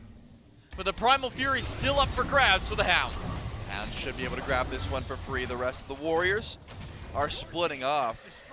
I like the engage from Sod. It seemed like he was just going in to try and figure out what he could get down, and hopefully the team could come in after the fact, but just take way too much damage. Once he dashed out, it seemed like Oathhh had a call. Who should I go for? The rest of the team or Awesome Jake, who split off? And Awesome Jake was the free kill, despite taking a bit to actually burn him down. That Fury goes down, but now look at this. Panitom's got a wrap around here. The Eldritch Hounds, Netrioid, able to steal away that objective. But it looks like I lied. They do get it. I'm sorry. That's easy for them. It just looked like it came in just at the right time. Almost for Netrioid, but not quite. Eldritch Hounds do manage to hold on to the Pyromancer. So Pyro and a couple of Furies now for the Hounds, plus their 7 kills. Their first significant lead of the set, 4,000 gold up for the Hounds and 5,500 experience. What started out as a great early game for Panitom has now seemingly hit a bit of a brick wall now, Trelly, because Panitom hasn't been able to get active since that last death that he had. Has tried making attempts into multiple lanes, but every time he shows up, there's just a couple too many bodies standing by. Yeah, it's just difficult to be a Baka as the first one in. I think that's the reason SOT blinks in to start the fight, right? It's like, hey, I'll get some beads down, I'll get some dashes down, then you can go in. Well, the Eldritch Hounds are just too tanky, and they're dishing out more damage. Oathhh has a 2-level lead and is critting. I mean, I was going to say way harder, but just infinitely harder. Panitom doesn't even have crit yet. He's trying to build into it, but that Blood Forge is such an expensive item in comparison. And when you're this far behind, you don't quite have that damage. Ducky teleports in. it looks like just to try and go for the tier 1 tower. They've got the damage, they've got the sustain, and they're going to siege forward. Got a runic bomb as well if they want to use it. Won't need it. Instead, it's Ducky zoning 2, bomb stun and coast damage as well. A lot of pressure onto Pegon, and Jake will now force a rotation from Sot, who had to walk over to the tier 2 in mid. Keep your eyes on Panitom and Oathhh in this fight. The wraparound from the junglers could start out a war under this tower. Panitom's got a great eye on 3, Oathhh as well to the back line. Pegon's still very weak here. Oathhh decides not to blink under. Doesn't have beats for another 10 seconds. Could be waiting for that cooldown, but the tier 2 is still here for the Hounds, and they're looking for it. Panitom has not moved from the jungle and will not move, especially with that tier 2 tower now falling. Eldritch Hounds grab a tier 1 tower, a tier 2. Meanwhile, Netrioid did split push. Tier 1 tower in the left lane for the Oni Warriors to answer back. All that time, Panitom and Oathhh standing by, watching, waiting for the inevitable fight to break out. Now, Oathhh maybe wanted to try and fight Panitom, but with that jump over the wall and Netrioid standing by, Oathhh will not do so. So now for the Oni Warriors, Charlie, you're down a little bit of gold. Hasn't really changed much, even despite these towers going down. Oathhh unable to chase that. For the Oni Warriors, where's their line in the sand to try and fight back? Do you step up to try and defend these objectives and fight there? Do you wait for level 20 before you get your items online? What's kind of that point for the Warriors? It just seems like they're trying to catch up as much as possible. I'm thinking if you're not losing a fire giant, you don't really have to fight. Just trying to get some of these key item spikes online. Panitom has been falling very far behind. I think Sot doesn't quite have enough damage to be blanking in and being that threatening, considering the amount of sustain is on the side of the Eldritch Hounds. As a Hades, you know, if you go this full damage build, you have to be threatening. You have to blink in, and the enemy team is fearful of tanking up that Pillars of Agni, but it seems like Quig just cleanses, heals, and they say, all right, that's it. What, is that all you got? You don't do that much damage anymore, so at the moment, it seems like the Oni Warriors are going to find neutral farm whenever possible, contest their own farm, and then sit by until they're able to grab an actual fight towards Fire Giant. But if they're not getting threatened, if the end game is not coming soon, you just got to stay back. It just seems like the Hounds are able to win the majority of these even fights. And also, Ducky has made some key rotations. This Guan is always on point. Eldritch Hounds will take away the Oni Fury. Meanwhile, the Warriors start the Fire Giant. Quig will be the first one to this side of the map. Teleport in by Ducky to rejoin the fray. And now the Fire Giant has got to be leashed by the Oni Warriors. But now it's the Pyromancer under threat by the Hounds. Jake, a second time to try and steal an objective, but second time that he's come up just short of taking that away. And now it's the Hounds who start with the Fire Giant. Oni Warriors are got to be the ones to respond again. SOT, the first one to step up, and BennyQ zoning with those bombs. It's already weak, and they're just going to have to let it go. Double crit from the Hounds. Proves too much for the Fire Giant. Sot can't get in to try and stop it. Pegon zoned out. Fire Giant for all 5 of the Eldritch Hounds. And with an already established lead and a few towers to still knock down, this gold could get much worse for the Hounds now. Certainly can. The Oni Warriors are split, pushing tier 1 for tier 2. 3 members of the Warriors are gone. I'm thinking the Hounds should step up towards this Phoenix. At least 2 back up. A Panitom is still gone. This seems like a very hard defense to try and make without your jungler. Panitom has not backed yet. Coast stunned under the tower. Big fear and a dash away now for Coast, because SOT is putting a lot of threat towards these backliners. It was a tier 2 for tier 1. Now at a tier 2, as Panitom will split push that one away. And no response from the Eldritch Hounds.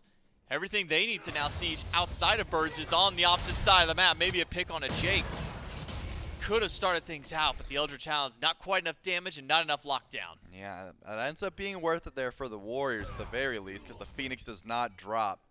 I think grouping up there was a bit of a problem. Awesome Jake finds a good stun, and then Sot was able to get a 2-man fear. And that's going to stop the Phoenix siege at the very least.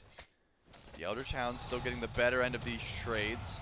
They've got Fire Giant on 5. Still a tier 1 and a tier 2 to go through on the left side of the map, but besides that, most of the gold-giving structures are already gone, which means the lead that they have accumulated so far is not going to skyrocket. It's not going to be 10K by the end of this siege unless, you know, a disastrous wipe happens.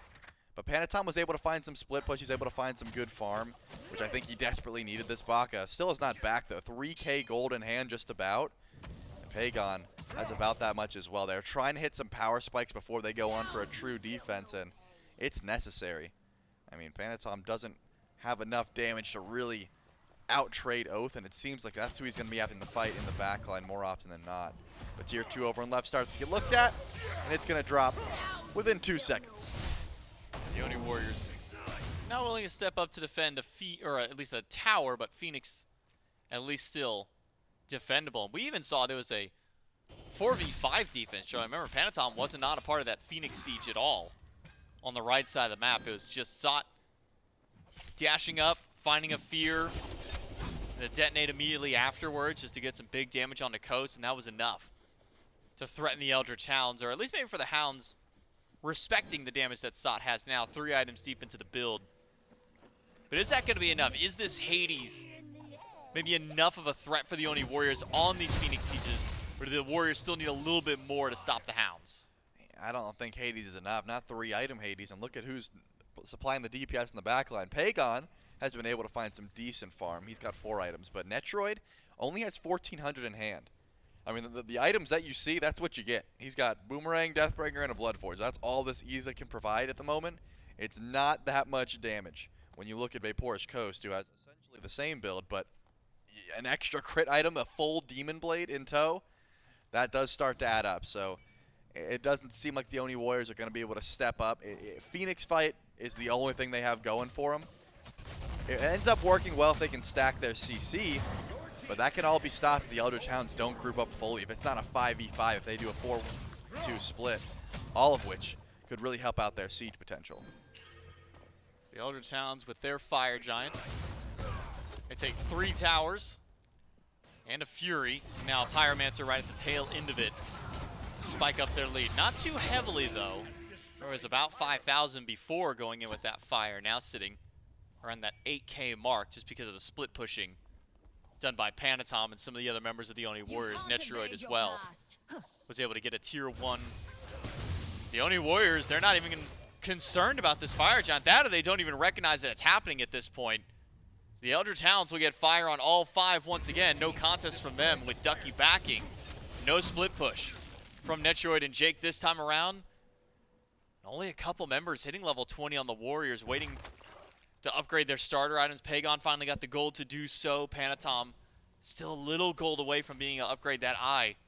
So jungle fights maybe not the most beneficial for Panitom if he squares off against Oathhh. But the defense seems to be where the Oni Warriors have to put a lot of their eggs in this basket at least. Yeah, it just seems like regular Fire Giant is not that contestable anymore. If you're this far behind and you realize it's not enhanced, most teams are just letting it go. They're saying, hey, we'll fight for EFG. They still have to try and siege with a regular Fire Giant into our Phoenix. We'd rather get farm, and I think that is the correct play here. Netrioid is able to get a tier 2 dominance, but still, we haven't seen a power spike since we last mentioned it.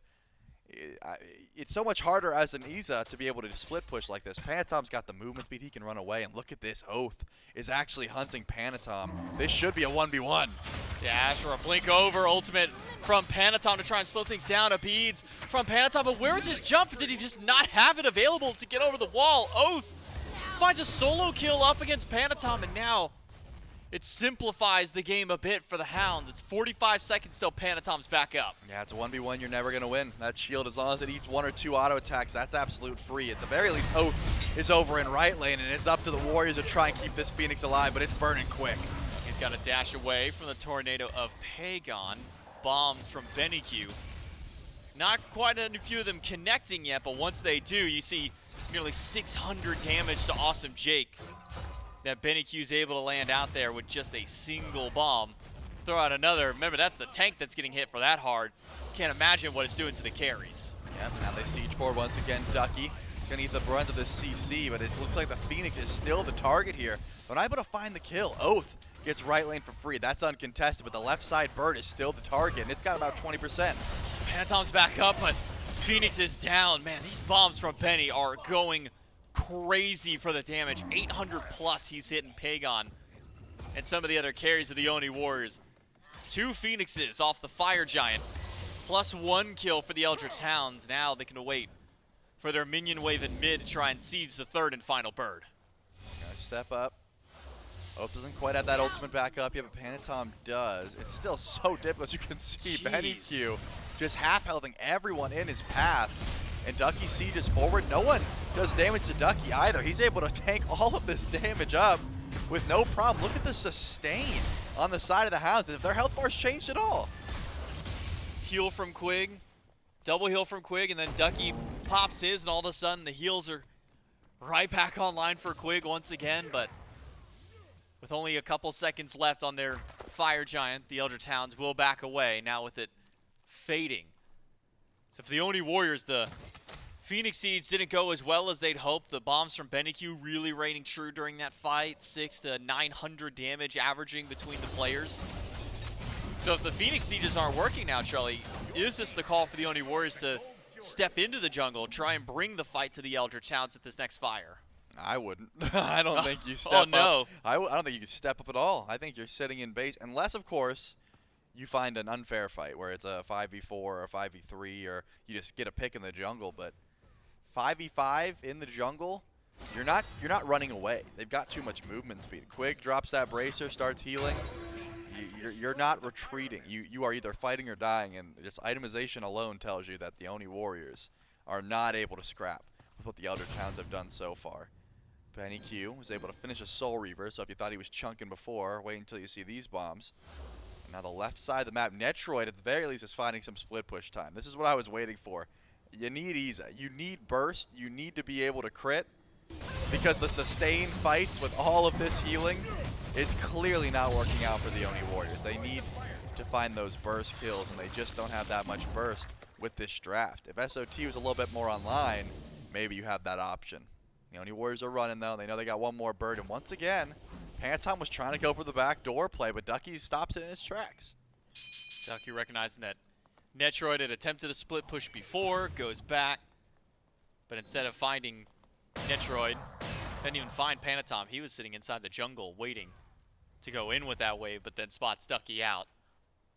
Ducky does have teleport. He can rejoin the Hounds at any point to start up this next siege. Oathhh just going to go ahead and push up some extra minions that are pushed all the way to the tier 2. My goodness, the damage output from BennyQ. He started that left Phoenix siege, by the way, Charlie, with 15,000 player damage. He has done nearly 10K in these last 3 to 5 minutes of this game. This Agni damage is getting a bit unbearable for the Oni Warriors. And finally, they've got the full grouping here. Oathhh and Ducky weren't even around in time for that scrap. Now they're here. And someone's going to have to deal with the side lanes. You can see Baka's over and right, and Oathhh wrapping around left lane. This could be the end game fight here. Jake stunned. Tornado now out by Pegon to try and zone away. Oathhh wants the collapse to the back line of the Oni Warriors. The Eldritch Hounds, they've got 4 strong. BennyQ waiting for some of those bombs to come back up. Mobility has to be used by the Warriors just to escape the bombs, because look how much damage BennyQ is doing. The Oni Warriors, they can't even step up beyond the portal rock where the minions come in to step up and defend. Left side bird spawning in. Oathhh already locked in and ready for it. The rest of the team seems to be okay with giving this up. The Oni Warriors said, hey, our Titan, that's what we defend, nothing else, because BennyQ is in range of trying to go for the defense here. Sot's gonna step up, but into what? Ultimate from Oathhh, a couple of bombs from Benny, and back to the fountain goes SOT. Still has Blink, still has beads. Initiation and CC immunity available to the Hades.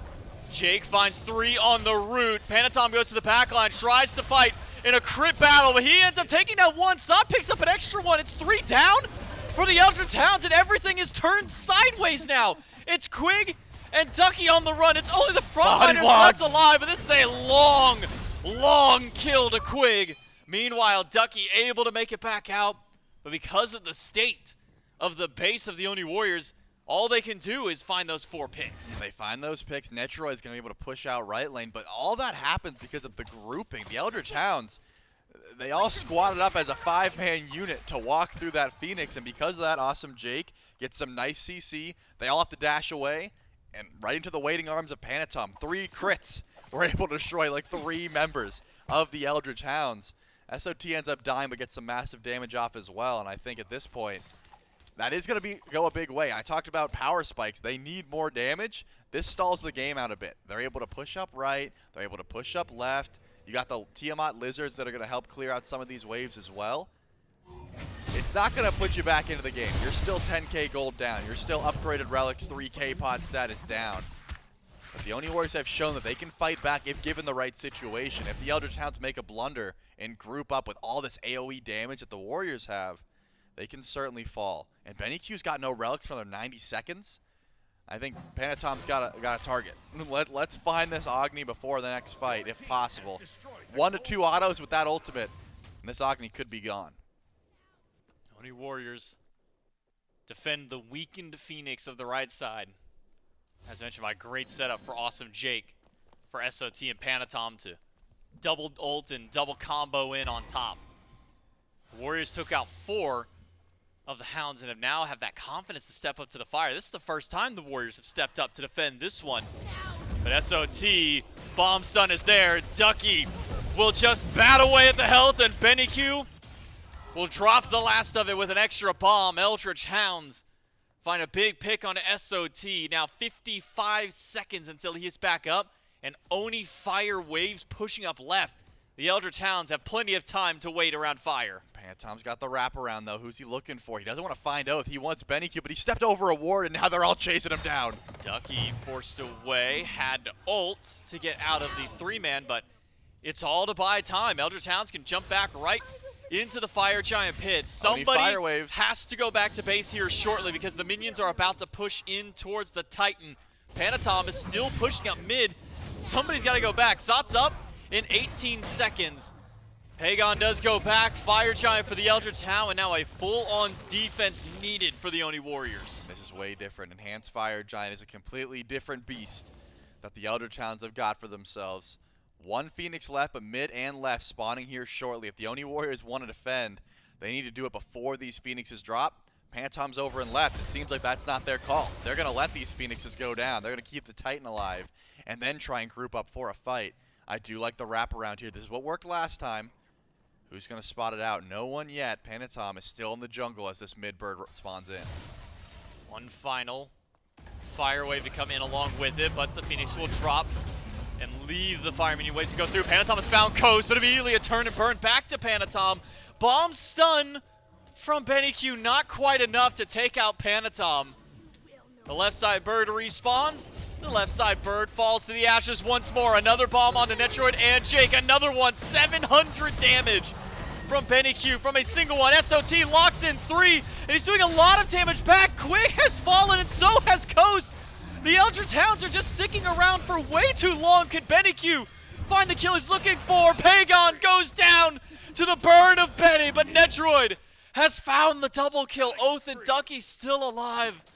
But the Hounds, Charlie, it just feels like they're staying too long on these sieges. And what can the Oni Warriors get in the meantime? They have 3 Phoenixes down. They're able to group up and push up mid lane and left. You lost Pegon, though. The Tiamat Lizards are not going to be able to help you out. And Ducky and Oathhh, the only ones left here for the Hounds. It was such a beautiful play to start it out. The Pegon's Tornado ends up pushing Coast all the way over into the jungle, right into the waiting arms of Panitom, but Oathhh is there. Is able to help save his ADC. And look at this play. They're trying to find Oathhh here. I don't think they've got the damage to kill this Nemesis, but Netrioid has the damage to kill a tier 2 tower. Is that all they get? You stop the EFG 34 minutes into the game, and you get a tier 2 tower and maybe a runic bomb for your troubles.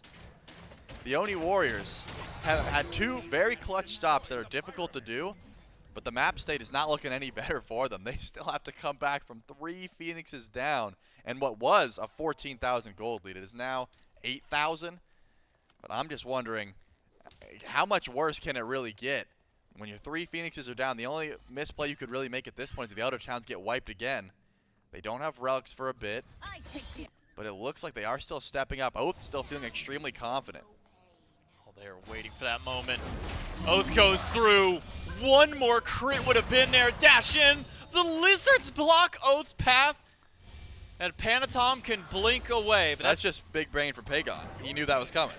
Yeah, he expected it. Yeah, he's like, wait, obviously you're going to fight a green buff, so I'm going to preemptively place these Lizards here just in case you need to blink away, and I can body block for you. And you know what? That's why Pegon That's why he's earning the big bucks, That's why he's Pegon. Yep, exactly.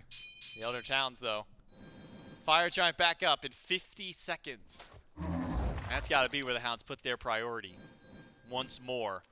This would be 5th Fire Giant of the game for the Eldritch Hounds at this point, to be 2nd enhanced.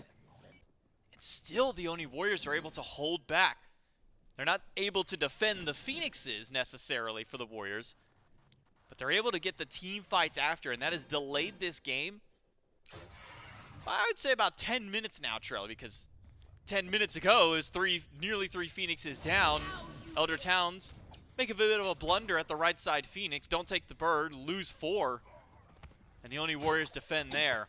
I just saw the gold lead. I mean, there was 3 3K pots in tow for the Eldritch Hounds. The gold lead was just sitting there in their consumables. That is the entirety of that lead. BennyQ popped it. There, Oathhh popped his, and now Coast pops his. There you go. The gold lead is now in tow with how much damage they are able to do.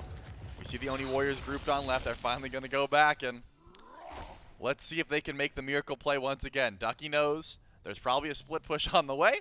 He heads back to base to make sure Panitom has to go join his team. Right Phoenix active. Mid on the way. Enhanced Fire Giant. We were here about 5 minutes ago, Trelly, and we'll start it up once more for the Eldritch Hounds. 30 seconds of their buff, already gone. BennyQ needs a little bit of sustain from Ducky and Quig before he's willing to step up. All relics available besides Ducky's teleport. Oathhh versus Panitom and Sod. A quick dive out. Oathhh can't get the blink off. It's a 2 versus 1 that goes for the Oni Warriors. Right side Phoenix again will fall down. The Eldritch Hounds have been slowed once more by the Warriors. They still get the bird, but it's the only one they can get for now. But that's a massive stop. That means the left and mid Phoenix, at least for now, are going to stay up. SOT at red buff, I think spots that out and is able to run away here. But there are still 4 strong in mid lane. You got to get at least 1 more Phoenix here if you're the Eldritch Hounds. You don't have Oathhh for 35 seconds, and it looks like they don't want to go for the push without their jungler. They just stepped over a ward, 4 strong. This could be bad for them, but Panitom doesn't seem to make the rotation over, and they're trying to find a fight here. Awesome Jake finds a root on 2, tries to keep the fight going, but the bombs are raining through to the back line. Jake is being crit by VaporishCoast. Dark Portal off the mark. Sot finds one in the old. Panitom wrapping around. He's got ultimate back. VaporishCoast is going down. Quig is gone too. That's 3 out of the fight. Make that 4. Panitom has gone massive in this fight. It is 4 down for the Hounds. Only Oathhh and Ducky still alive, who will now have to defend against the weight of the Oni Warriors. Oathhh does have blink, though. He's got plenty of damage. He could just one-shot a few of these targets. There's one, and he's able to get stunned. He's dead. I thought maybe he could dash out, but awesome Jake is not asleep at the wheel. He gets the clutch stun and stops that in its tracks. Netrioid confused as to what he had just witnessed, but this is a very slow Phoenix for the Oni Warriors. Once the minions finally get there, it's much faster paced. It's Ducky versus 3. Does he have enough to stop here? That's 20 seconds until Quig and Coaster back up. Netrioid walks right in. Ducky up on the cavalry. Netrioid will dash away. It is all up to Ducky against the war because SOT has come back through. The Oni Warriors in one fell swoop, thanks to the help of SOT, of Panitom, and of Jake. They turn that back around, and despite 7 Furies, 5 Fire Giants, it is not enough for the Hounds. Man, I don't know if I'd call it one foul swoop. That was 3 separate sieges that were all stopped. Despite, that's 3 Phoenixes down. It is so difficult to come back from a 3 Phoenix down situation. And I think the Hounds, besides the actual siege, played everything quite well. Ducky kept going back and saying, hey, I'm going to stop the split push, then I'll join with you guys. It just seemed like grouping up SOT and Awesome Jake were getting so much value with their CC because they were so tightly knit together. Panitom was always wrapping around waiting for someone, usually VaporishCoast or the carries, just to wrap around into him. It is not easy to come back from that situation, but stopping 1 Fire Giant, 1 Enhanced Fire Giant, and the Fire Giant even before that was enough to finally get them enough to push back in and make that end call. Well, it started with 1 blunder on the right side Phoenix that turned into another blunder and another, and then that's now tumbled into a full-on fumble. The Oni Warriors stop the Eldritch Hounds in game number 2. They take the set 2-0 to win this one out. That's it for Charlie on the cast. We'll throw it to the desk to break it down. My goodness, this Oni Warriors team, they just keep finding ways to win. Now, improved to 2-0 in Season 10 of the SMITE Pro League. I'm looking at you for confirmation, hoping that you know better than I do. Yeah, the 2-0 now in Season 10 of the SMITE Pro League. Again, they dropped one game just the other, or no, I'm thinking of the Hounds, who beat the Ravens in one game, unable to beat the Oni Warriors in either of the two games here in this set. Though, probably make the argument that here in Game 2, Gore, the Hounds should have won. They had 3 separate chances. They had a bunch of sieges. They had 3 Phoenixes down. Yeah. Things were looking great until the very end there for the They won Hounds. 93% of a SMITE game there, man. Right. I mean, you're talking Phoenix Sieges, you know, J-Mac had mentioned it, the Gold Furies, the Fire Giants, like, there's so much in the favor of the Hounds. They won 93% of the SMITE game. Oof. Unfortunately for them, and you're going to see it, just the jumps, right? Suddenly you're at 29 minutes, and then you're at 33 minutes. The fights late game just were not clean enough. All your Phoenixes are down. You don't even care in that kind of instant because you are so focused on trying to deal with these at the moment, at the time, and you're getting a lot done. And it's these 3-for-1 trades that just so heavily end up favoring the Warriors. And it's late enough that you've lasted just as long as you need to. I mean, you see the Izanami, Netrioid just swinging super hard with crit. A lot of their play, I mean, it's just the team fight, right? And it's the same thing if you think about it. What was going wrong in some of the other games, it just took a little longer for it to start going wrong there for the Hounds. I mean, well played, 404 score not found there for Netrioid. Not a glamorous amount of KDs, things like that. But the damage numbers, I mean, you get 40,000 out of the Tiamat, which is only 10k lower than the Agni, who had been winning most of the game. 50k. Again, this is a team, I think, in the Warriors, that just shows resilience, right? That just showcases that they're not sitting back. There's even a point where they were willing to step up and try to defend the Fire Giant, despite the fact that their Phoenixes are broken, they've got Fire Minions coming at them. Like, that was... It's so difficult. Trelly mentions it, and it's just because there's so much defending you have to focus on that playing the actual map outside of that becomes hard. And then they never really needed to, because what do the Hounds have to do? They have to get in the base eventually, and unfortunately for them, the Warriors were ready for it. It's not often that you see 3 Phoenix turnaround type wins, but it's exactly what the Oni Warriors were able to get done here. They, again, improved to now 2-0 here in Season 10 of the SMITE Pro League. The Oni Warriors train just keeps on rolling. We got a post-game interview. Netrioid standing by with J-Mac. Yeah, thank you so much, Netrioid. Congrats on your 2-0 win over the Eldritch Hounds, and congrats on keeping your streak going for this team now.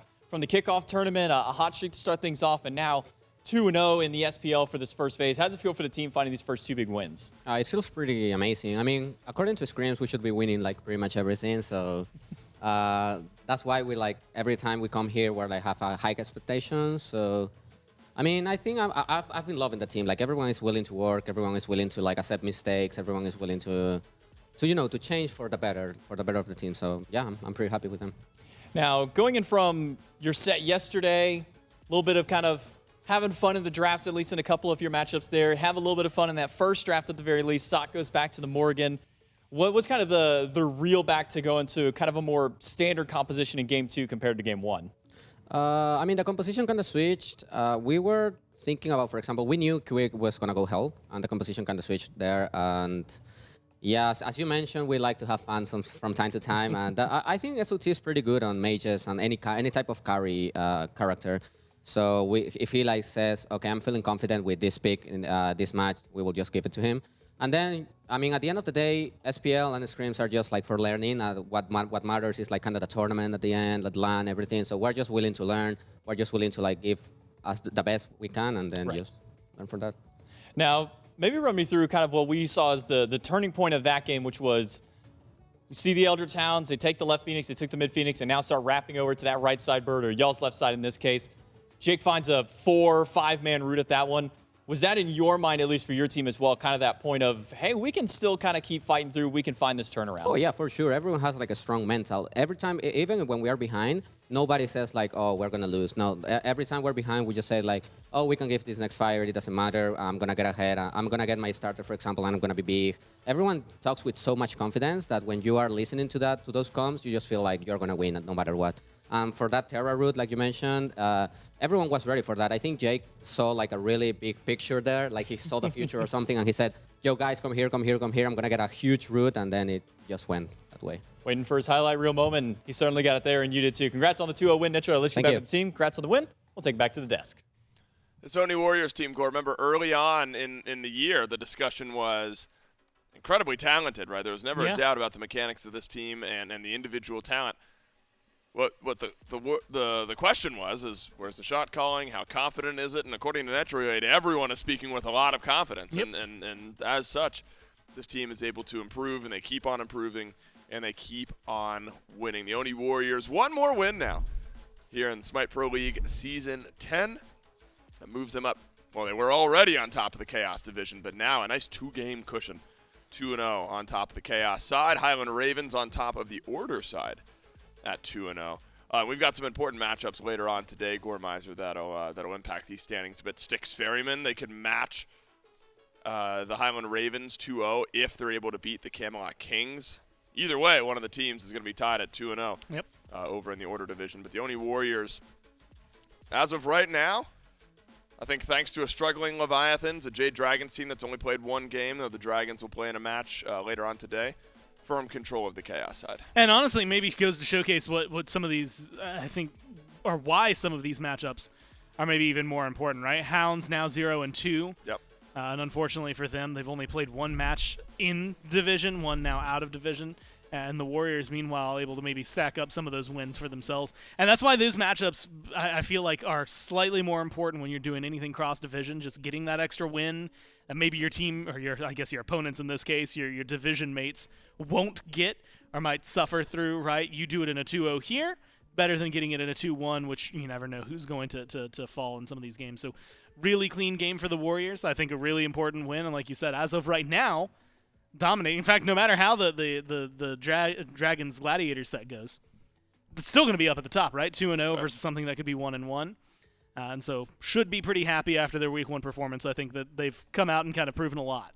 Unfortunately, we're going to have to wait until Friday, May 5th for the Oni Warriors and the Highland Ravens to go toe-to-toe. Our current 2-0 teams. Again, another team on the Order side will be 2-0 after our next set. You do not want to miss it. Camelot Kings, Styx Ferryman, our second of 3 sets here today. Coming up next.